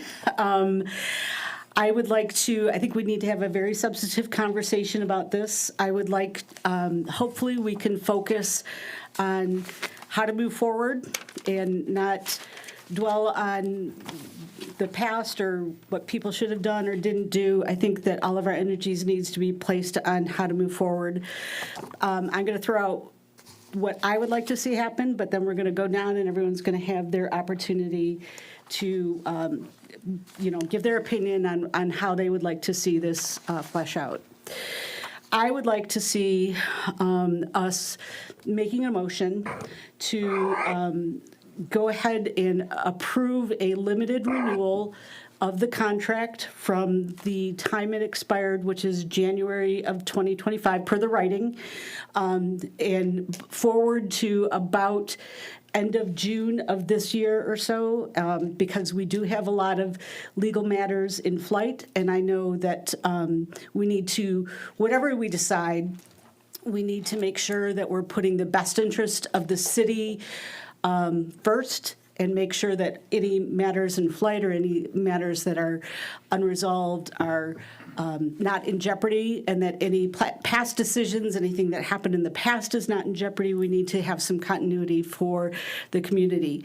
In addition to extending or to renewing that contract for that limited period of time, I'd like to see us formulating a committee for the purpose of doing an RFP. I think we can have 3 people on that RFP. By charter, the city manager would be a part of that committee as well. And we start an active process to do the RFP for the city attorney services. And the parameters I would like to see put in place for that committee is that we have regular scheduled meetings, we have agendas, that someone's responsible for taking minutes, that we have a very transparent and thought-out process for that search process. So that's what I'd like to see happen, but I'm going to go down the road. We're going to start with Councilmember. Madam Mayor, sorry, I was just wondering, are we supposed to do a motion first before we discuss? He made a motion to discuss. Wait, sorry, And it was thank you. seconded. Okay, I was thinking, yeah. Yeah. he made a Sorry, I motion. didn't write it down. I know I messed up, but I got it right that time. Sorry. So we had a motion and a second to discuss. So let's start with Councilmember Tinlin. What are your thoughts about how we address this? You're on the end. It's just. That's okay. I always like to put my 2 cents in. So, I was kind of thinking the same terms. We need to have some continuity. So 6-month short-term contract, I would have supported. That's what I was thinking as well, or a frame for that. And then when you're talking about are we talking about an ad hoc committee of less than quorum, 3 council, or? It would be 3 council. We'll vote on who gets to participate on that as a second agenda item, but we would do that as if that's the course that we're going to take, that would be so we would have several motions to put all those things into action. And the RFP with the scope would be then looking at alternate legal counsel or retaining the counsel? It would be a as full counsel, RFP. right? So, I mean, if Mr. Nushai wanted to participate, he could throw his hat in the ring, or he could tell us to all pound salt, whatever he wants to do. But it would be an RFP that we would open it up to, anyone who wanted to participate in the process. And I guess just my thoughts on this, that, I'm trying to find middle ground. I know there's a lot of recommendations to get independent counsel now, and it's unfortunate this is just another anchor we've got from past administration. Nothing against, was a miss, where we have to focus our energies going forward, too. We got the fiscal budget coming, so I would like to kind of meet in the middle of having a 6-month contract, as you suggested, with appropriate transparency of an ad hoc. So to be clear, though, it would actually be like a year-and-a-half contract if we were to renew it from the date, the January 1st, 2020, or January, whenever the stated termination date was, going forward into the end of June or so of this year. And I'm fine with that. Yeah, I Okay. just wanted to, what I call short-term, and then we Right, can right, work right. on the process. Right. Okay, that's my 2 cents. Okay, thank you. Councilmember Spishak? Yeah, I would definitely agree with Councilmember Timlin. I think it's the correct thing to do is to take a step back and look at the process and how we do it and who we go after. But I do agree on the fact that we do have, outstanding legal that I think needs to make sure it takes the precedent to make sure to continue to protect the citizens and, the city itself. Councilmember Slawinski? I'm going to take a different spin on it. I would, so what I did a little bit of research, and I looked at the city of Berkeley and what they did when I worked on I'll go back a little bit. When I worked on the Charter Commission, we had our own attorney for the Charter Commission, and he was the attorney for the city of Berkeley. And so I recently found out that that city attorney decided to retire for practicing law. And the way that the city handled it was they did a month-to-month contract, and they did a month-to-month contract until they did the RFP process, until they could transition into the new attorney or continue a contract. So I would support that. Thank you. Councilmember Rinkovich? So, kind of going off of Councilmember Slawinski here. So I want to speak to continuity. Continuity can also be achieved through interim counsel. And I guess my issue, I take a couple of issues. So coming before council and utilizing the charter and basing an extension off of the charter language was jarring to me. And I think to many in the community. So I had to take a step back and do a lot of review over the past 2 weeks. I feel like I've gone to law school and did a crash course here. So I don't feel like, I would call this a bridge agreement. And a lot of times when we enter into bridge agreements, those can ratify prior services or cure these authority gaps, if you will. And I don't feel comfortable putting us into that position. I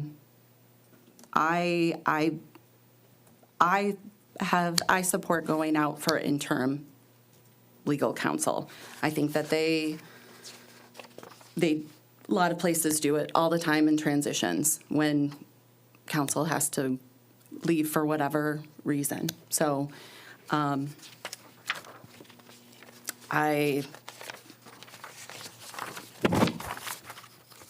have lots of thoughts. Are you done? I think we're putting council in a very a very sticky situation here. And I think there were some issues with jurisprudence around utilizing the charter as an extension, Mr. Nushai. And I think that, for me, that was jarring and alarming, and I think council needs to take that into consideration. And we need to review the advice that's been given to us.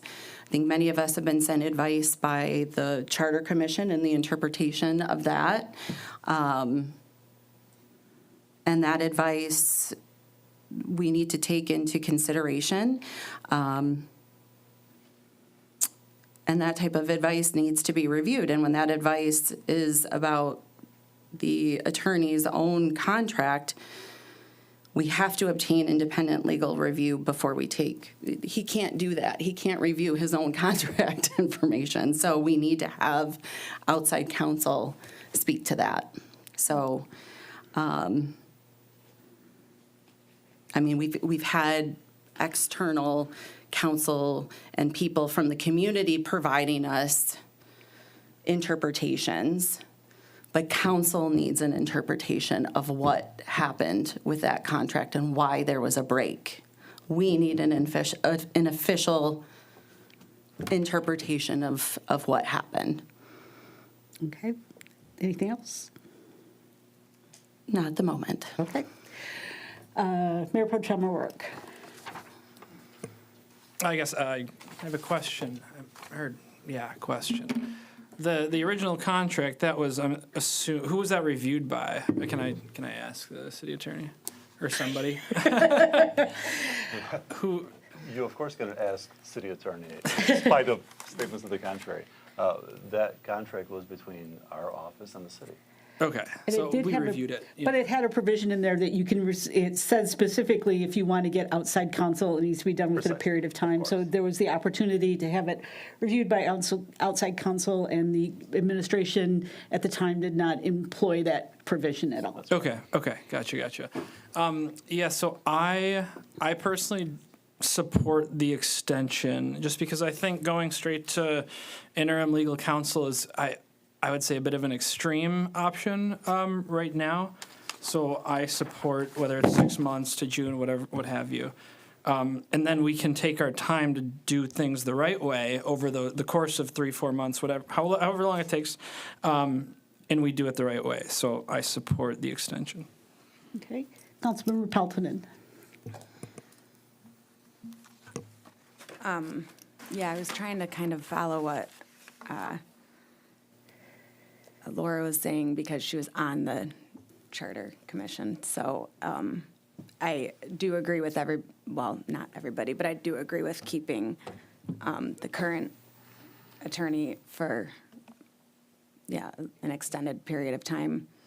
I'm kind of not as well-informed as those two over there, so I'm kind of trying to piece it all together myself. Perfect. Mr. Nushai, if we were to propose and make an offer to extend the contract to the end of June of 2026, would you go pound salt, or would you? No, ma'am, and obviously. Could you make sure you speak into the thing? The best we can do, apparently, that thing is out of juice. So the best we can. Is it? Never mind. Let's double up, get some feedback, it'll be great.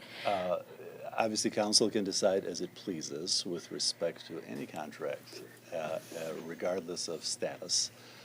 And I leave it to this body's decision, obviously, and whatever you're pleased to do, you're so pleased. And I would just like to comment, whatever happened in the past, I do appreciate your focus on this issue in putting the best interest of the city first, and being, I mean, you could say a lot of things, but you're sitting there and you're letting us work something out for the best interest of the city, and I appreciate that. Of course, no, and I appreciate that, ma'am, and you've always been very gracious. And with respect to this, obviously,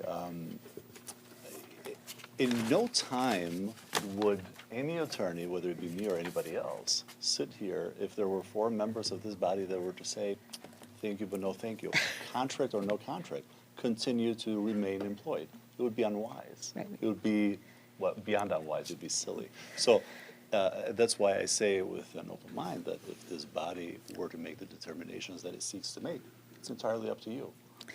So I did not go to law school, and I don't have ChatGPT at my fingertips at the moment. So could you, in my mind, based on my vast lack of legal knowledge, making a specific period of time seems more prudent than doing a month to month, because a month to month, right now you like us and you're going, yeah, I would be interested in extending it to the end of June. Month to month, you could get mad at us in March and walk away theoretically, right? No, I suppose theoretically so, but that's always the case. Contracts, contrary to popular belief, are meant to be broken. Amen? Right. They're meant to be broken by all sides to a contractual agreement. They simply allocate duties and obligations thereafter. The moment a better deal appears on the horizon to either side is free to do as it pleases. And that's obviously the case with this contractual agreement as well. With respect to timing, as you framed it, any period of time would make perfect sense. Ultimately speaking, using blocks may make sense, but remember, pursuant to the charter and our code of ordinances, any appointee of the city continues until replaced. So this is an exercise in us making ourselves, I don't know what. I won't venture a guess as to analyzing it properly, but because we have such items on our code of ordinances and the charter, such statements in the code of ordinances and our charter, at the end of the day, same holds true by application of law, right? We continue to serve all appointees at the pleasure of council always, for so long as we're here and not replaced. So if I were to make a motion to extend the contract from, it was, the stated expiration would have been January of 2025 based on how it was written, is that correct? So if I were to make a motion that the contract be renewed from, you rolled your eyes at me, you said not proper. Okay, if I were to say that it be renewed from January of 2025 into June, January, March, April, May, June 31st of 26, would the simple motion and voting on that be sufficient, or would we need to execute a new document? No, that would be sufficient. Okay. The document as is. Because obviously I'm not part of this, so this is entirely the council's, the body's pleasure. Okay, so I'm going to go ahead and make that motion then. I move, go ahead, yep. So this is, I think, a delicate situation that the council's considering. Last, with Mayor Milan, I do recall specifically the conversation where the city attorney iterated the fact that he has a contract, basically was renewed under the current language, his interpretation. I had a conversation with the clerk and with the city attorney that even though this is your pleasure, are there some legal ramifications that the city is taking on that they might not fully be aware of, because now you don't have counsel, you are looking to get rid of your counsel. So he's not going to go against himself, but I'm asking him to give some reflection on that. That's why it's so delicate. Are there some things that maybe the council is not considering that would give you some legal standing? And here I am, I don't think I can put you in that situation, but I think appreciate because I agree with one of the prior speakers, I think it's unwise for us to engage in a conversation where I explain to you my contract. But there's a similar situation that may be instructive to the body, even though I would ask you again, Madam Mayor, and the body to do as it deems important for purpose of your decision. But if you recall, because I don't want you to think that the analysis that is different from the analysis that I provide is the correct one simply because it's different than the one that I provide.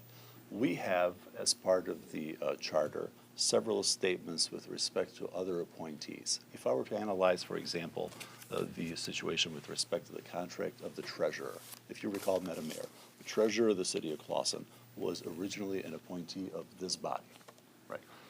And that treasurer, when she was appointed, also has a contract that was drafted at the same time as part of the appointment process. That contractual agreement, in my humble opinion, if the city manager were to request an opinion on that, I would recommend to him, or I would suggest to him, that the contract remains in place, even though the charter of the city of Clawson, the new charter, made that person, that position, an appointee of the city manager. And everything else, it basically changed substantively the contract. Did it make a modification of the contract? Absolutely not, because there was a single-handed, one-sided modification. There's two sides to that agreement that need to agree upon. And I would suggest to the city manager, if he were to ask with respect to that, Madam Mayor, that because the same statement exists with respect to all those positions, if you look at the transitional chapter 18, the same applies to that particular contract. It would re-trigger the period of time, in my humble opinion. We don't need to quarrel.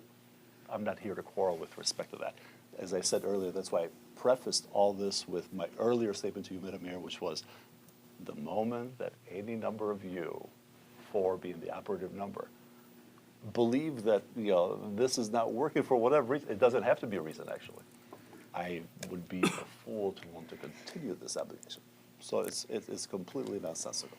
Isn't it, the treasurer's contract is an employment contract because they're an employee of the city, and it does not have an expiration date, which is different than your contract, which had a stated expiration date. And I think that, in everybody's mind, is how those are different from one another. So, and that's, I mean, absent of an expiration date, it's just putting it back in place, whereas yours had a clearly stated expiration date, and I think that's the differentiation in everyone's mind. Yes? Mayor, I strongly encourage you to take a little bit more deliberation on this and not run off this cliff without either asking the city attorney or one of his associates to provide a greater legal analysis of the situation so that you know exactly what you're getting into, because I fear that... For purposes of the vote, if I So may. my concern is that right now, you don't have the general consensus is that you don't have a contract in place. And that's what I'm trying to remedy, is getting a contract in place. So if we were to renew your contract, we could also renew it again on June 30th. What did I say it was 30? Yeah, 30th, 2026, if our RFP committee has not come to a consensus at that time, if you're agreeable to do that. I mean, so I think that I hear your words of caution, but I think there's also not only a concern on the community, but a concern of everyone on this dais that you don't have a contract in place, and I think that has us flapping out in the wind. And so we're remedying that. We can vote, I mean, so they're also, and I'll shut up in a minute so everyone else can talk again, but we can also vote to get outside legal counsel to opine on, whatever we want to get an opinion on. But in my mind, I think our first order of business is to sort of stop the bleeding and the potential liability of not having a contract. I might be being dramatic, but There is none. There's no such issue, Madam Mayor. But yes, of course, you can make that motion, absolutely. And I would encourage you to do, again, as the body sees fit, absolutely. All right, let's go back down and see where everyone stands at the moment. Councilmember Peltonen? So the alternate, if we don't extend June, then we would just leave everything as is right now, and you're saying we would be working without a contracted attorney? If we're accepting the premise that the charter did not extend his contract, then yes, his contract expired in January of 2025.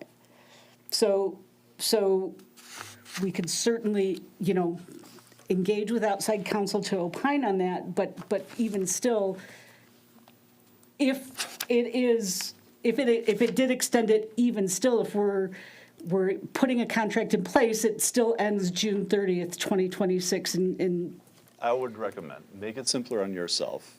And I think, Madam Mayor, yours is an elegant solution to, if nothing else, appease your mind that you're doing all that is right by the city. So it goes without saying that you should do that. So, okay, I mean, yeah, like we're just putting,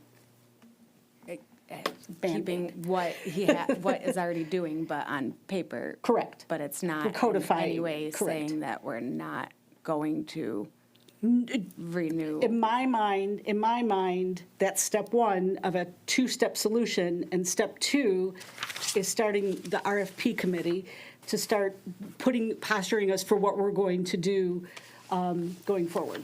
So when it said, so you're talking about from January of 2025, how long would the contract have been if it was 4 years originally. Okay. And so I'm proposing that we the end of June of '26, to make sure, I mean, there's stuff in flight, there's stuff going on, he's involved in a lot of things, and so we need to be able to protect the city with those things without any interruption. I mean, we have a closed session today to talk about something, so to keep everything moving forward with the city as is while we regroup and decide what our next steps are. Okay. But they usually come in like four-year increments, I guess. I mean, if he would they have been could renewed. be whatever we wanted it to be. Whatever is in the contract. Right. And they're made to be broken, so what the heck, right? Okay. Mayor Pro Tem O'Rourke. Yeah, I'm still in support of the extension, and this is just an extension of the contract that was agreed upon in 2021, right? There's nothing new, there's nothing special. So that, I guess if I can ask Mr. Raker, what, you said you're really concerned about us walking up, what cliff are you speaking of? So- Whether I listen to you is a different story, but I'm just curious where your concern is. Okay, the city attorney sat here and told you that his interpretation was he has a contract, it automatically renewed. He's prepared to defend that. He's also, you're taking, what you're trying to amend is something that already exists. And so therefore you are taking action against him in violation of the contract that he believes exists and that he could potentially take action against us. And that's my concern. So you're, Mr. Nushai, you're disputing the fact that right now you're not on I appreciate that question, but perhaps, that is not this body and I will not quarrel That's with true. respect to this. We just will not. That's precisely why I started with supporting Mayor's outline for purposes of this. But that's Fair. not to say that the city manager is without a basis, but we're not here to quarrel. That's fair. Yeah, I mean, we're all just trying to protect, Clausen here. So, and it's true. And I guess my only concern is, can we make a motion to extend it tonight? We have a discussion on the agenda, but we don't have an extension, or a motion to extend said contract. So I don't know if we can do that tonight. We can make a motion as a afterbirth of the discussion. Yes, Mr. Raker? You could. However, something this substantive, I think you might want to have it on the agenda so that is very clear and transparent. I've mentioned to council, you have taken action on some things that were a little bit more trivial in nature, but we use the word transparency a lot around here. Let's make it transparent. And I think the community, I know a lot of people are here. We already heard people speak about it. They were very aware that this was going to be the discussion. And I personally don't think it's something that we should walk away without a resolution to tonight, is my personal opinion. But let's go back down, Councilmember Rinkovich. Okay. So a couple of things. I just make it clear, my obligations to the charter and the city. That's why I'm pausing when things are unclear here. So, also, we've been working, Mr. Nushai has been working essentially the way I think many of us are interpreting this right now for the past year and a month, not on a contract, the way many of us are interpreting this. So if we sign this bridge, council is accepting a continuation and that there is nothing, that didn't happen. So I just want to put that on the record. And so a bridge agreement is going to weaken council's position here. So I just, Laura, go ahead, I guess. Councilmember Slawinski? I still have many questions, and it's not because I think there's a lot of things that are wrong or right, but I am just not understanding a lot of things that are being said. And I'm not an attorney. It took me almost 8 hours to even find this on the city website because it doesn't actually say contract, it says fee agreement. So for those of you out there who are looking for what they're calling the contract, you're not going to find it. And because it says fee agreement, that's what you're looking for. And so that, for me, I want to make sure that the city is covered and that we're not doing anything wrong. I want to make sure that all of us sitting up here on council just have an understanding of what we're looking at. And I see a lot of shaking heads, like, don't do this, or yes, we should do this. But just for myself there's a lot of things that I don't understand yet. And if there's an issue with us talking to somebody else because that's bad for the council, I still don't understand that. So I don't, my focus is on moving forward and fixing as opposed to finding out what happened. yeah, I don't need to find out, Right. but I just think that before we do anything, we need to understand what is best for the city, but I think we just need to understand more. I think I don't it's want to our- do anything that's bad for the city or even bad for us. Right. I think it's our job to decide what's best for the city in this instance. And again, my concern is that we don't have a contract in place right now. And I don't know how that could, potentially affect any standing of lawsuits or anyone asserting anything. It doesn't, ma'am. Okay, all right, cool, all right, fair. Yeah, he has integrity, so he's not going to do anything that He is. hasn't left us in a year and a month. What would you want to see different? What would you? Well, okay, so I'm just a logical person, and since Mr. Nushai just said that we're not really going to be talking to him about this, he's not going to argue. I'm not arguing, but if he's not talking to us about this and helping us to understand what we can do or not do, then for me, that means that I have no attorney to turn to say what's the best for the city. And so that is something that I'm trying to figure out. So continuing the way we are operating today is what extending the contract would do. Correct? But what is the positive and the negatives for extending the contract? So not having an attorney in place would be detrimental. You said you did that research yourself, would be detrimental to the city. We have to have a city attorney. Moreover, you said there's a statute or something in place that requires us to have a city attorney. Am I making something up? No, ma'am. The Okay. charter of the city of Clawson requires. So a the city charter attorney. requires us to have an attorney. Okay, but according to him, he is still our attorney. That we can't talk to. So either we're saying that his contract was extended by the charter or it wasn't. And if we're going to assert, which is what I think everyone on the dais had agreed, that the charter did not extend his contract, then he does not have a contract in place. So if your premise is the charter did not extend his contract, and his contract expired January of 2025. I don't think the contract really even went into play to January 2025. But like I said, I'm not an attorney, so I have people asking me these questions, and The contract went in place in 2021 for 4 years. 2021, oh, For that's 4 where you get in years. the 25, gotcha, okay. Yeah, to 2025. Okay. So it expired in 2025. So Okay. if you're accepting the premise that the charter did not extend his contract, then his contract expired in January of 2025.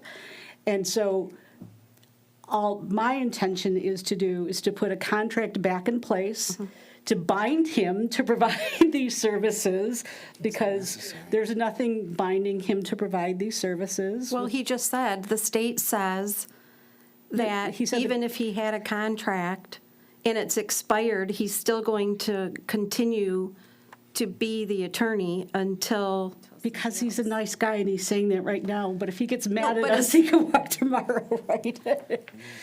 Okay. Okay. Councilmember Spishak.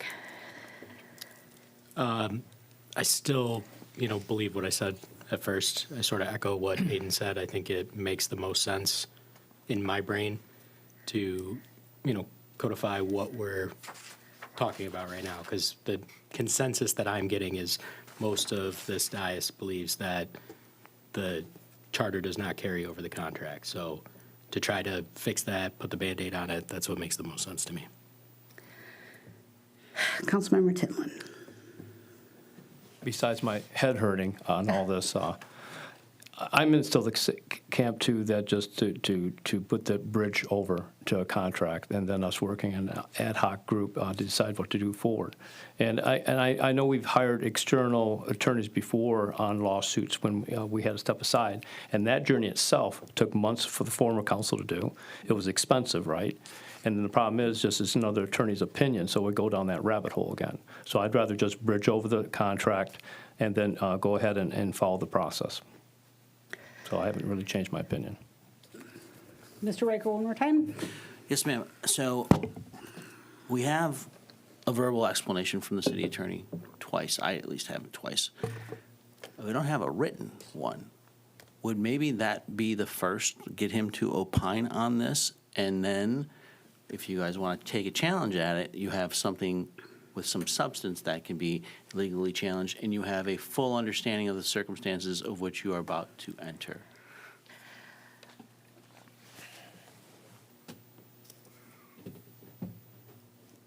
Council thoughts. Because none of you are lawyers. So, I mean, I'm just putting it out there. It would remain the same situation. The analysis would be the same as the one that I'm opining now. So ultimately, I'm respectfully requesting that council take whatever decision it sees fit. I believe there's a motion that you are So, going to be able yes, to all right. articulate. If there's a second, let's have the vote, and council will take that step. And All right, so I'll make a motion that we formally extend the city attorney's contract for city attorney services from January of 2025 until June 30th of 2026. Support. At the risk of extending the meeting, any other conversations on that? So like just voting no would mean nothing changes. Correct.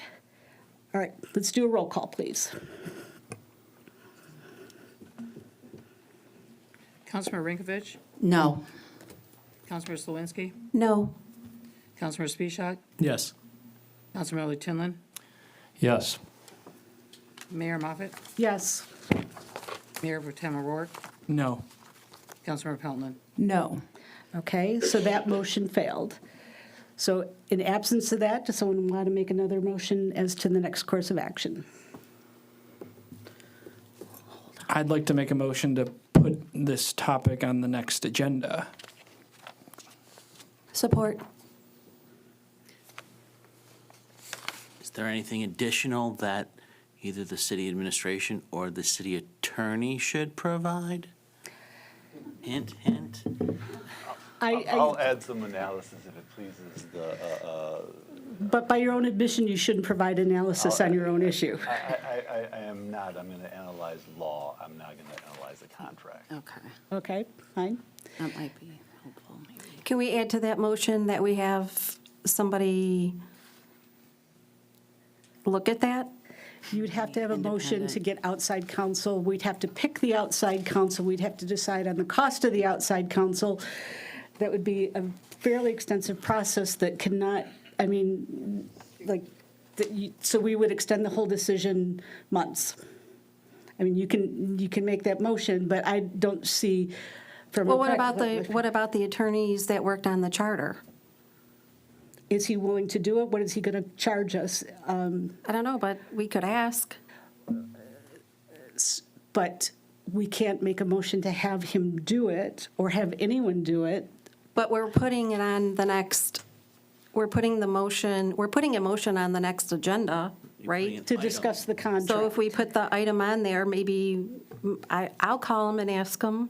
But you can't call him and ask him outside and then have it appear on the agenda that that's going to be the guy. We have to vote if we all want that to be the guy. It has to be a council decision. Okay. So having gone through this before, it is quite an arduous process to find someone willing to take the work, set the price associated with that, find the money in the budget. I mean, it's a big process. Okay, I'm sorry, I'm just. No, not sorry, but I still.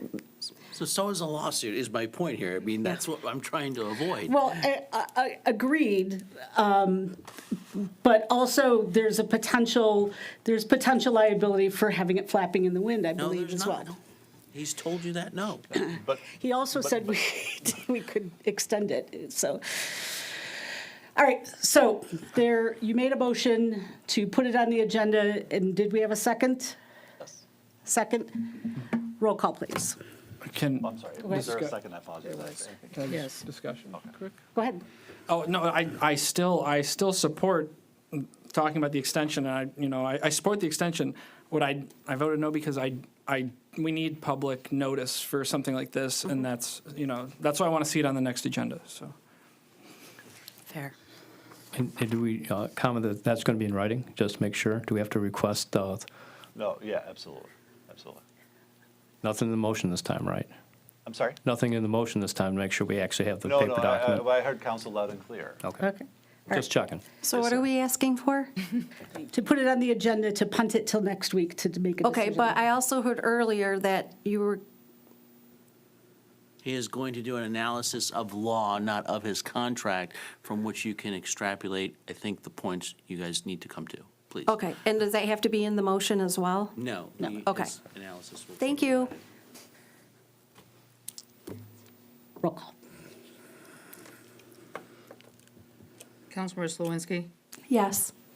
Councilmember Spishak, Yes. Councilmember Tinlin, Yes. Mayor Moffett, Yes. Mayor Pro Tem O'Rourke, Yes. Councilmember Peltman, Yes. Councilmember Rinkovich. Yes. Before we move away from this topic, then I would also like to make a motion that we also put the formation of an RFP committee on the next agenda as well. Support. Yep. Discussion? Roll call. Yep.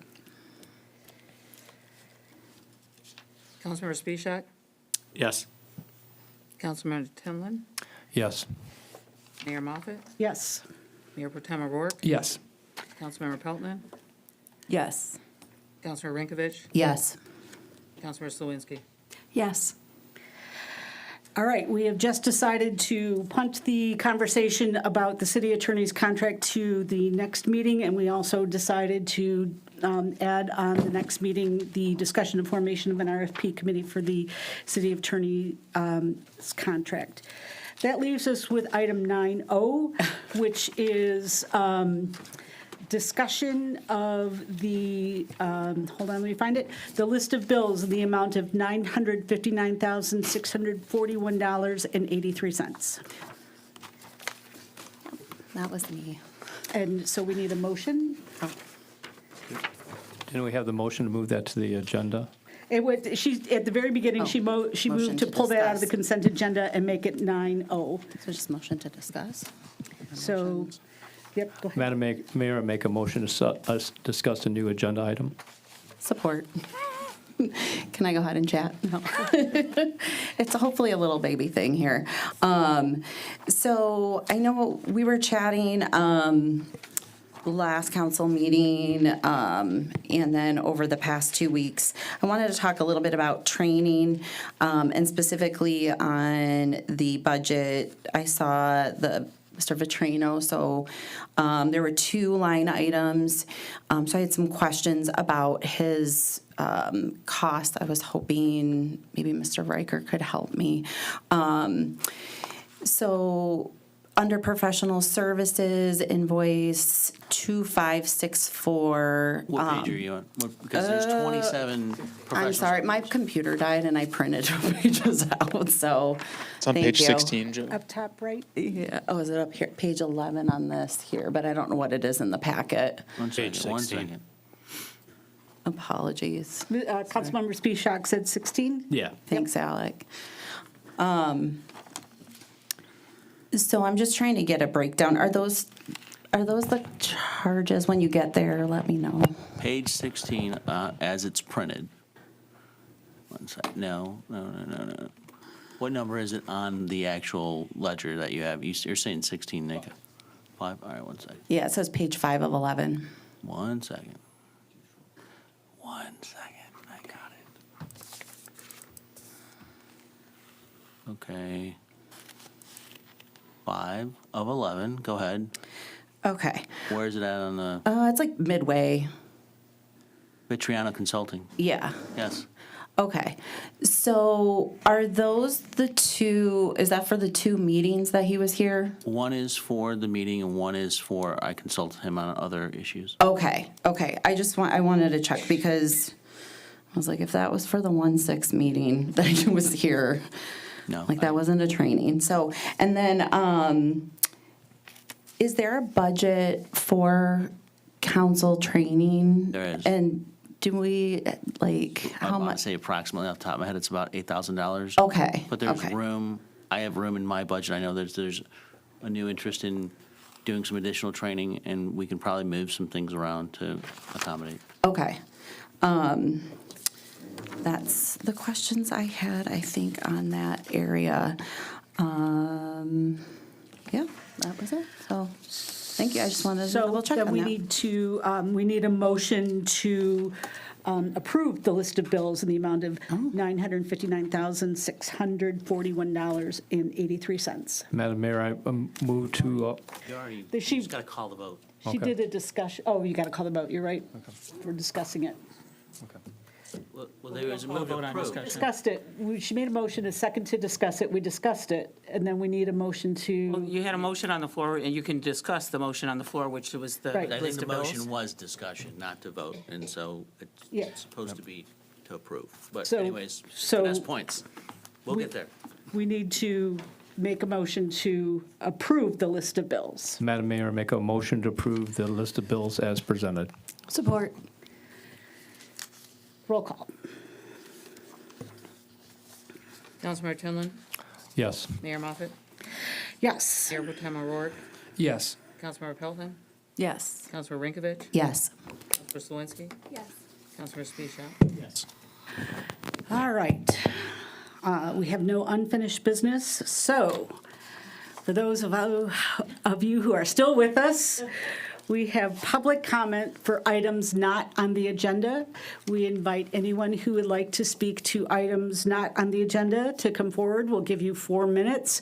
We ask that you identify yourself as a resident or a visitor of this fair city.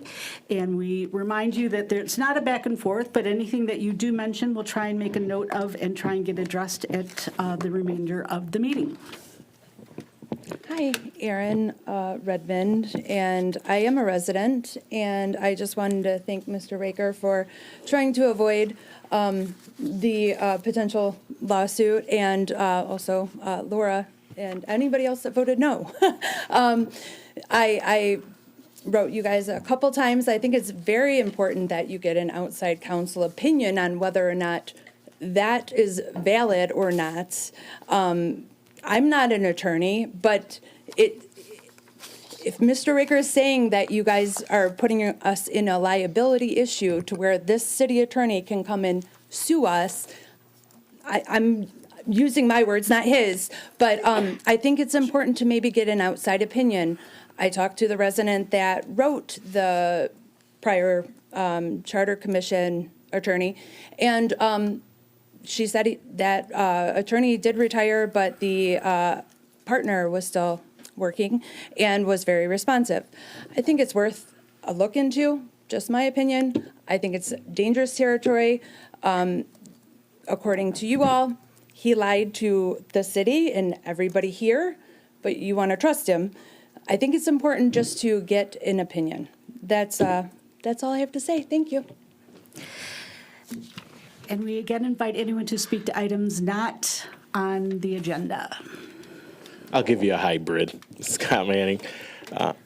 First, to the issue of the attorney, I'm not a lawyer, but I know how to write law with my degree. And I think we need to maintain caution, and I support our attorney, our current attorney, and I support the process. And we should have a little more nuanced approach. But off the agenda, I would urge the council to consider the month of February, which is Black History, to address the challenges that we as a city of Clawson have had in its past, as well as its opportunities, such as the red line clauses in some of our neighborhoods where the real estate provisions prevented the sale of property to blacks and non-whites in our community. We have an opportunity through resolution or through discussion to address our past and to look to our future. There is much that we can celebrate as a community in our history and in our future, if we're honest in the approach. And so I would urge the council to look at some of these special recognition months and not just let them go silent. Would anyone else like to speak to items not on the agenda? Jamie Gillis, Takanochi, Clawson resident. I came here prepared to talk to address two distinct issues regarding our city's governance and its adherence to established procedures. I might go off my prepared comments a little bit, but I do want to address the status of Ordinance 786, Section 2.35 in December. The council voted to place this item on the agenda for the second meeting in January. That meeting passed without its inclusion, and it remains missing tonight. There's a glaring irony here that ordinance is about placing items on the agenda. By failing to list it, the administration is bypassing the very process that the ordinance seeks to clarify. And no individual in the administration or on council can decide that doesn't go on the agenda because the body as a whole voted it did. If your priorities change, you can vote to table it, but it has to come here when the council mandates something that needs to be followed. So I'd like to know at some point, when will Section 2.35 be restored to the agenda, since you voted that it would be on the agenda? My second concern involves the selection of the process for words of inspiration. Several years ago, this council renamed that segment to ensure inclusivity, opening the podium to all sorts of encouragement, religious or secular. The last meeting, the clerk stated that she emails everyone on the volunteer list and has proactively reached out to local churches to recruit more speakers. My experience directly contradicts this.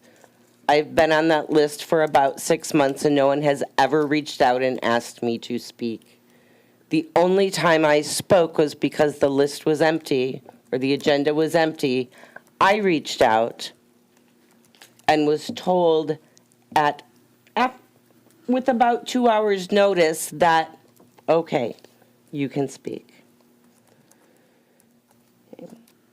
So since I joined the list, one single church has been given the floor 8 times. When the government spends resources to recruit new religious speakers while ignoring secular volunteers, you are not being inclusive, you are curating a preference.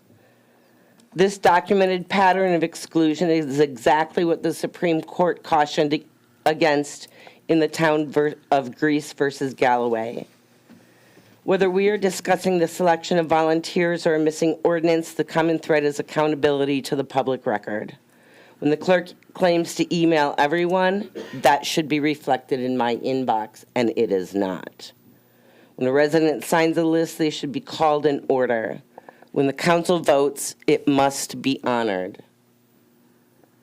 And then I just want to take a moment to thank you for tabling the city attorney's contract tonight.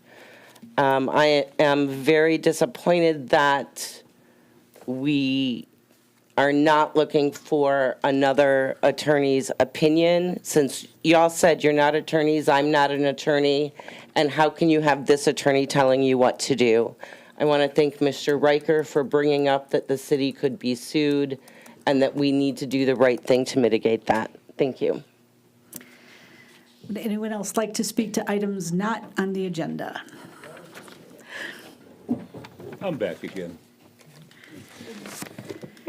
I had the opportunity to sit here and think about what I wanted to say, and I can't say it in 4 minutes. So what I'm going to say is very simple. The city has a BS&A accounting system, okay? From that accounting system, okay, the city manager, his financial manager, and I think we just picked up a new individual that's in the finance department. Used to be a policeman, now he's in the finance department. Can push a button and could give you a little summary or a printout of what each one of the street projects is costing, how it's advancing, okay, and of anything that you want to know. You just ask and they can do it. That's their accounting system. So when he tells you that he needs time, maybe he just doesn't know which button he's got to push because the information is there. The other concern I have is the city engineer. At $800,000+, does he have a contract that you guys are very good at discussing? Or is he just getting a free ride and he can do what he wants? Because the question also I ask, who approves his invoices? Ask the city manager, he can answer that for you. That's it. Thank you. Would anyone else like to speak to items not on the agenda?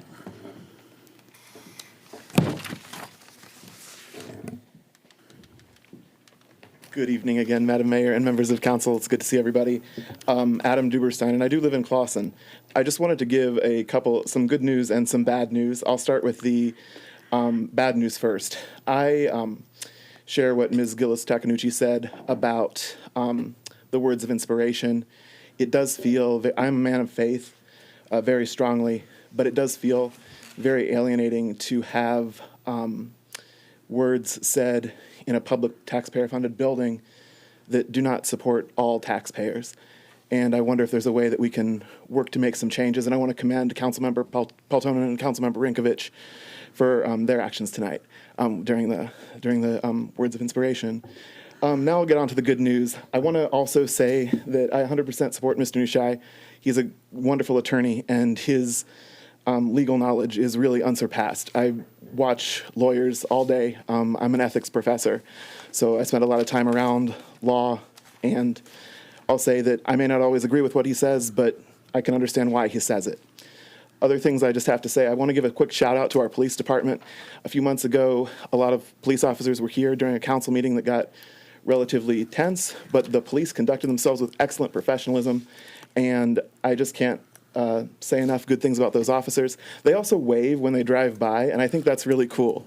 They're just super friendly and super professional about how they do their jobs. So it's good to be able to say that, because it's not been the case in every community that I've visited or lived in. The other person I want to mention is Jenny over at the library. She has a mind like a steel trap. I'm a researcher, and I have to get a lot of books that are hard to find sometimes. She always knows where to find things. She knows the community. She knows my name. She knows other people's names. And she just, even if she doesn't see us for a while, she's just a tremendous librarian and a wonderful asset to Clawson. And I thought you all, as the council and city manager and city administration, should know that we have a librarian who's a real, true expert. And I know because I've spent a lot of time in libraries and on a library board myself. So just a wonderful resource here for those of us who live in Clawson. We're really lucky to have her. So thank you all very much for your time tonight.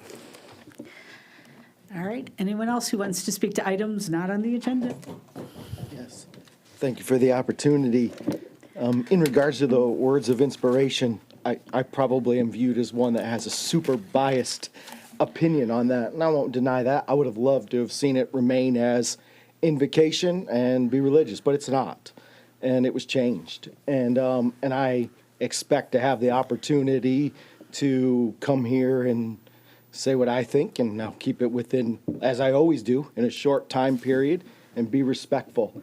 But I don't think there's any way to be inclusive of everybody without somebody feeling an offense, because we all have different thoughts and opinions. So I would like to see it stay as an invocation and prayer, and I like saying in Jesus' name. But I have zero issues with others from the community who want to give words of inspiration to the community and not do it that way, even though I would like to see it remain a certain way. And so I think an inclusive community always will offend somebody because we have strong opinions and beliefs. And so to invite others to speak who wish to, I hope they can. I want to see them do it, and I will support that 100%. So to the religious people that have some sort of authority or influence with, I will tell them they have a right to say what they want to, as long as we have a right to say what we want to. And I would encourage the church at Clawson people and people that I have influence with to be respectful of this body and the people around them in the community. And I know that there's been people that have spoken that have used the church at Clawson's name and made reference here that they're members of the church or whatever. I can assure you that they do not speak for me, right? Everybody has a right to say what they want. If they use our church name, and I know they're going to, I will let you know that it's coming from the church as an official statement. But for me, no one that's spoken here has ever made an official statement, and I don't even make an official statement. I'm coming here as somebody that loves our city, wants what's best, and wants what's good. And I think if somebody wants to not mention God in any way, shape, or form, that's their right to do so. And if somebody wants to, that's their right to do so as well. And we just embrace all of that because that's what a diverse community is. Some that are religious, some that aren't. And if you want to go to church, you can. If you want to go to, we don't have a mosque here, but you can. And if you want to go to temple or whatever, that's your right. And if you want to stay in bed in your pajamas, that's your right too. And I'm grateful for the rights, and I just want to see that retained and remained here. Appreciate your time. Thank you. Yes. Does anyone else want to speak for items on the agenda? All right. Seeing no one else come forward, we'll close public comment. And we will move to the city clerk's report. My report will be quick tonight. Just basically, speaking of boards and commissions, we now have a full boards and commissions list with the exception of upcoming expirations. So May, June, and July, we have several expiring terms. So that will be the next reappointments to consider or new appointments. And so do you know off the top of your head, or you'll come to the next meeting with exactly what boards are expiring at that time? I can briefly go over. We have one for the library board, which I have already spoke to the librarian, and that person is not wanting to continue, so we'll have a vacancy there. We have one in the Compensation Commission that expires in July.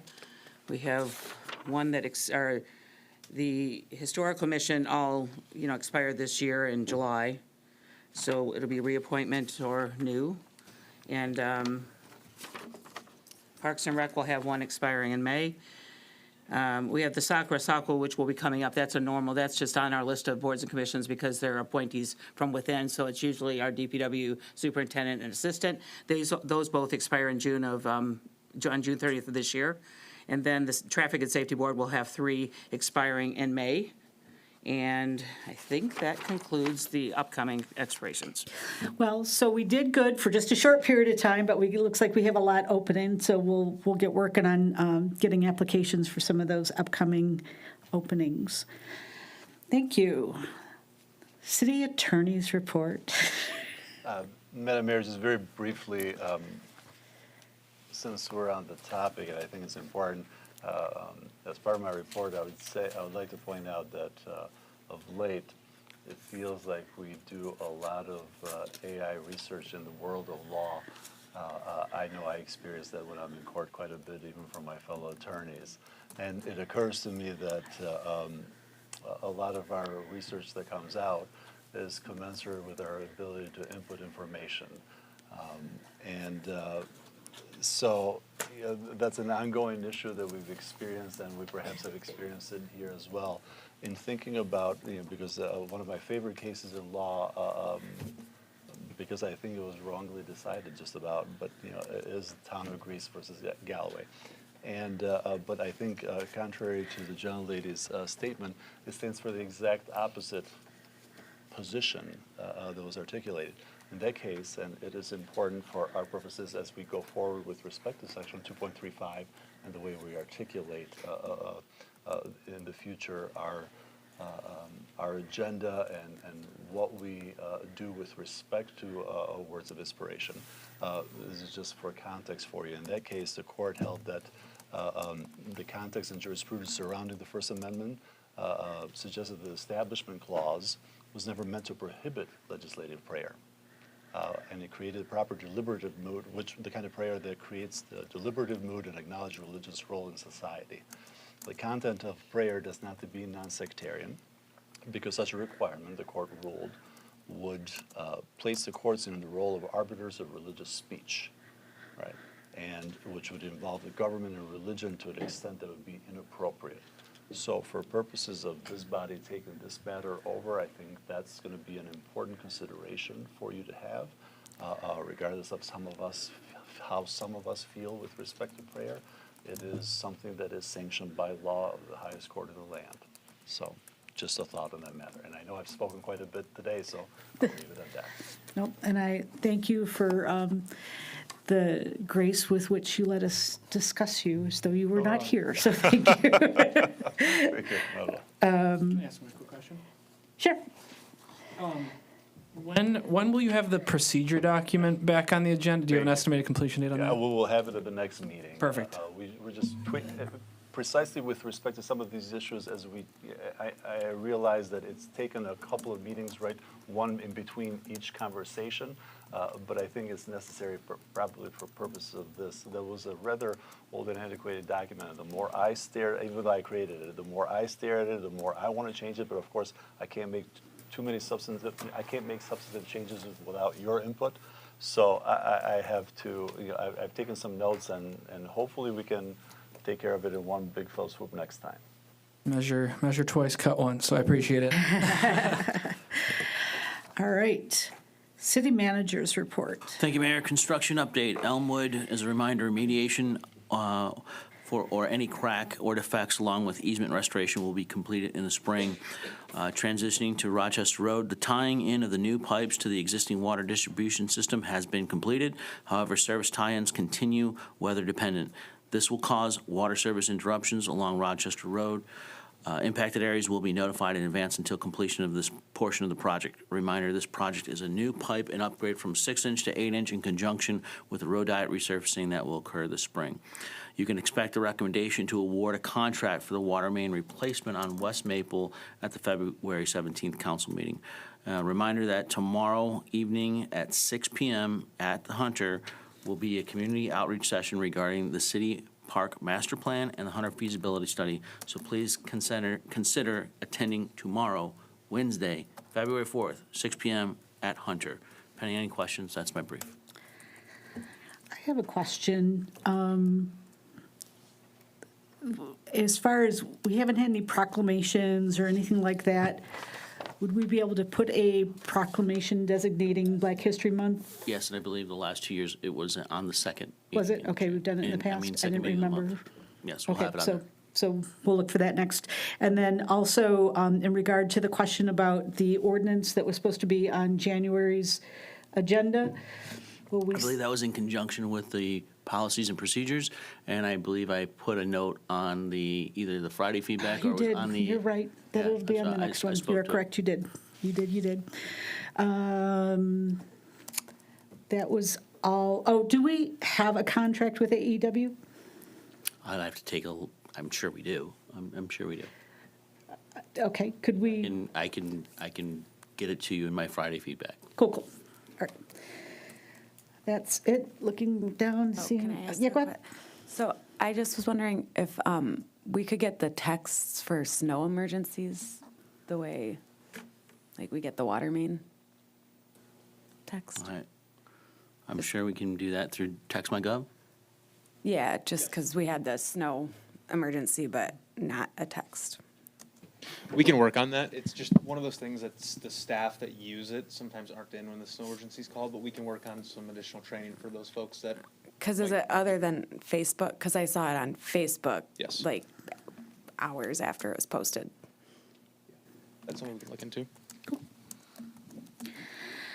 All right. Now, Oh, can I have I have a question that I'd like to ask the city manager. I was hoping, I use the calendar for pretty much everything. And I know Brandon, he worked to make the Google Calendar accessible for Apple users with a link to the calendar. And I noticed that not all staff add like appointments, scheduling things to the Google Calendar. And I was wondering if there's a way that we can streamline that. And if so, it would be appreciated.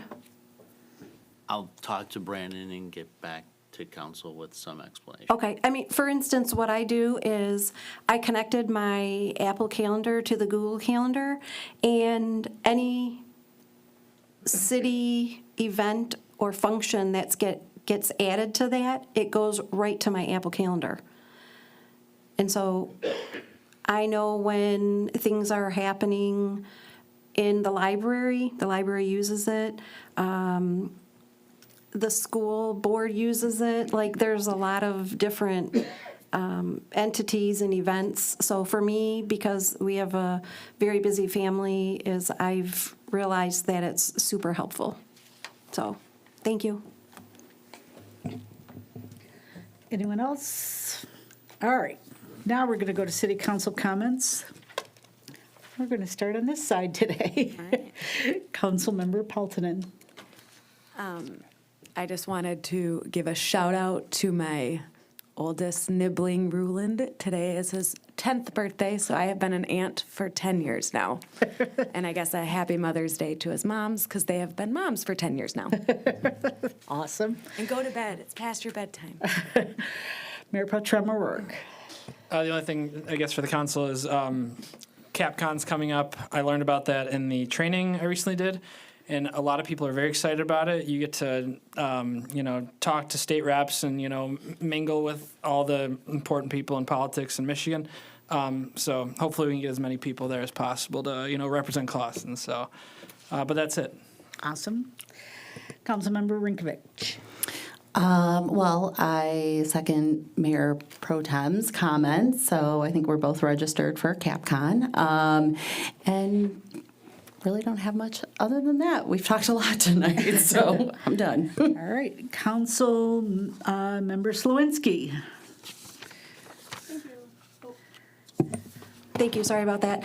Thank you for everybody to come, and just thanks everybody for calling us, sending us email, and communicating with us.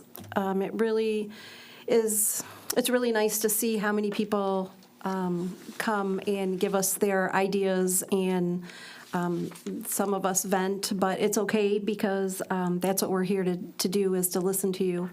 I want to just let everybody know, I just actually want to confirm the date for the Lions Club car show.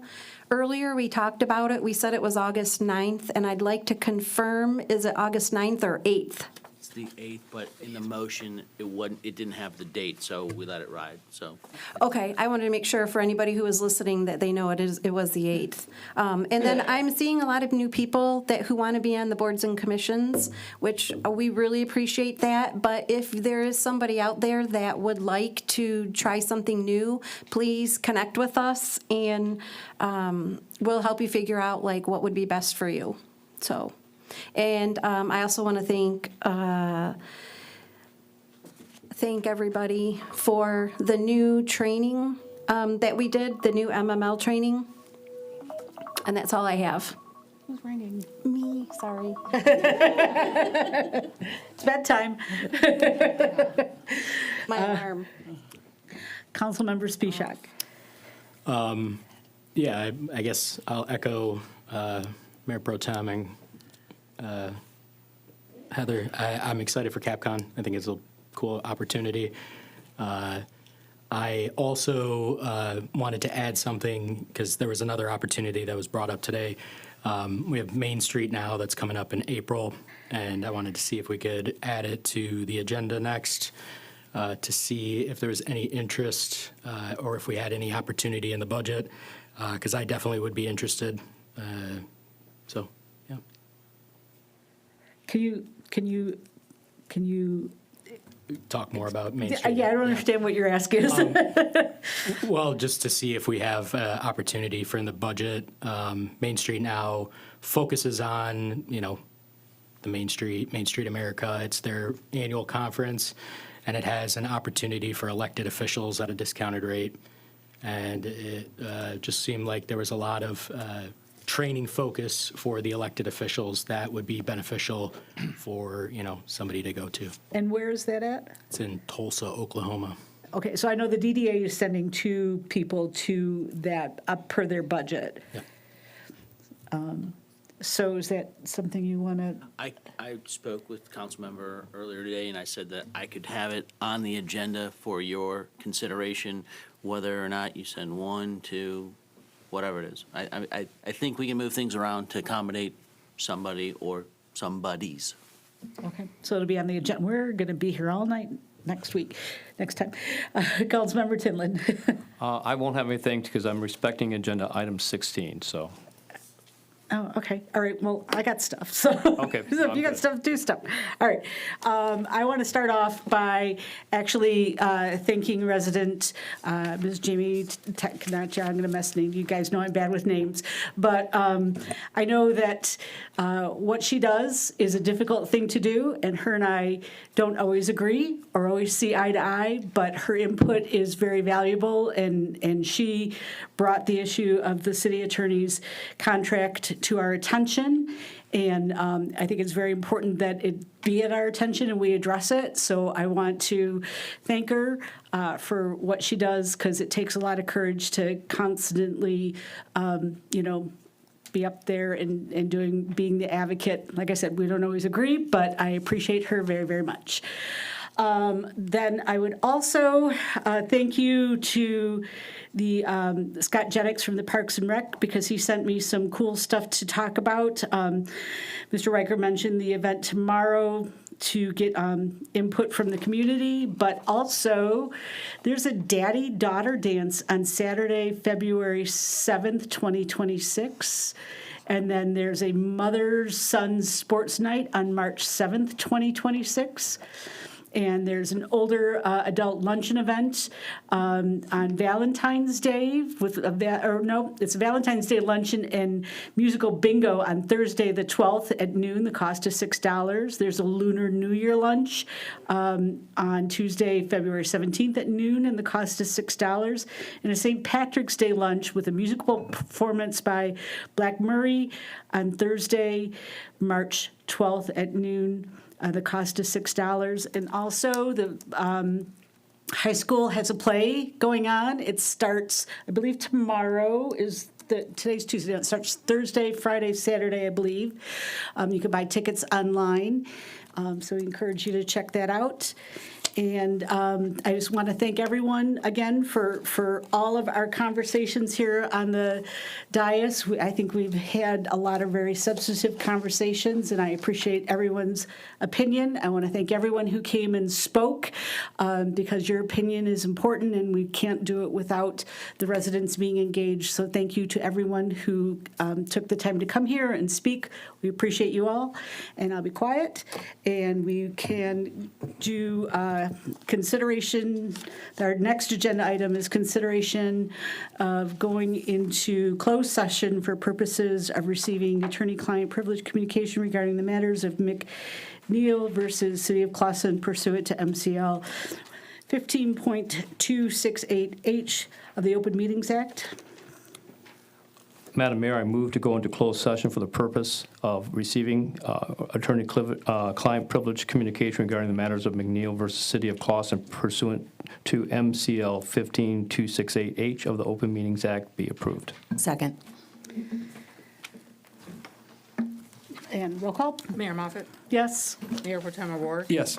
Councilmember Peltman? Yes. Councilor Rinkovich? Yes. Councilor Slawinski? Yes. Councilor Spishak? Yes. Councilor Tinlin? Yes. And we'll all take 5 minutes before we convene in the room, eh?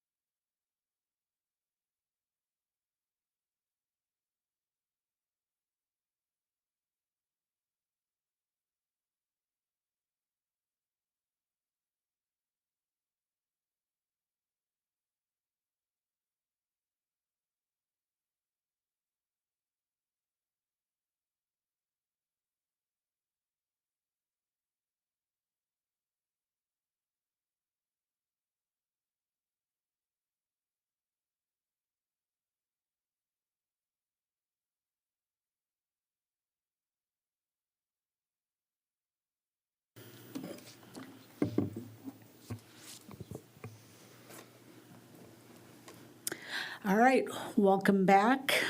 Would someone like to make a motion? Did anybody write it down? I'll make it. I move that we direct the city attorney to file an appeal as discussed, and also direct the city manager to retain outside counsel for said appeal. Support. No discussion. Roll call, please.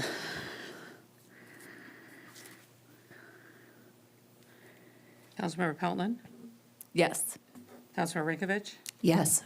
Councilmember Slawinski, Yes. Councilmember Spishak, Yes. Councilmember Tinlin, Yes. Mayor Moffett, Yes. Mayor Pro Tem O'Rourke. Yes. And how about a motion to adjourn? Oh, I'm sorry.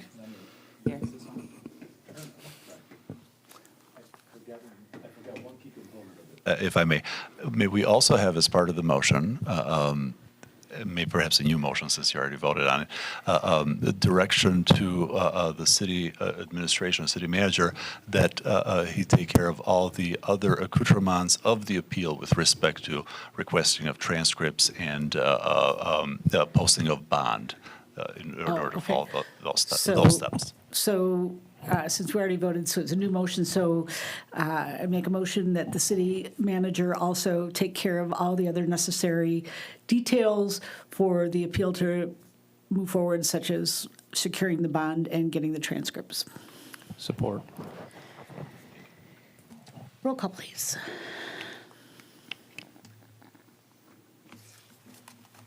Councilmember Pelton, Yes. Councilmember Rinkovich, Yes. Councilmember Slawinski, Yes. Councilmember Spishak, Yes. Councilmember Tinlin, Yes. Mayor Moffett, Yes. Mayor Pro Tem O'Rourke. Yes. All right. I think we've talked about everything under the moon and back. Now we need adjournment. Motion to adjourn. Madam Mayor, I make a motion to adjourn the meeting. Support. Roll call, please. Councilmember Rinkovich, Yes. Councilmember Slawinski, Yes. Councilmember Spishak, Yes. Councilmember Tinlin, Yes. Mayor Moffett, Yes. Mayor Pro Tem O'Rourke. Yes. Councilmember Pelton. Yes. We are adjourned. Thank you, everyone.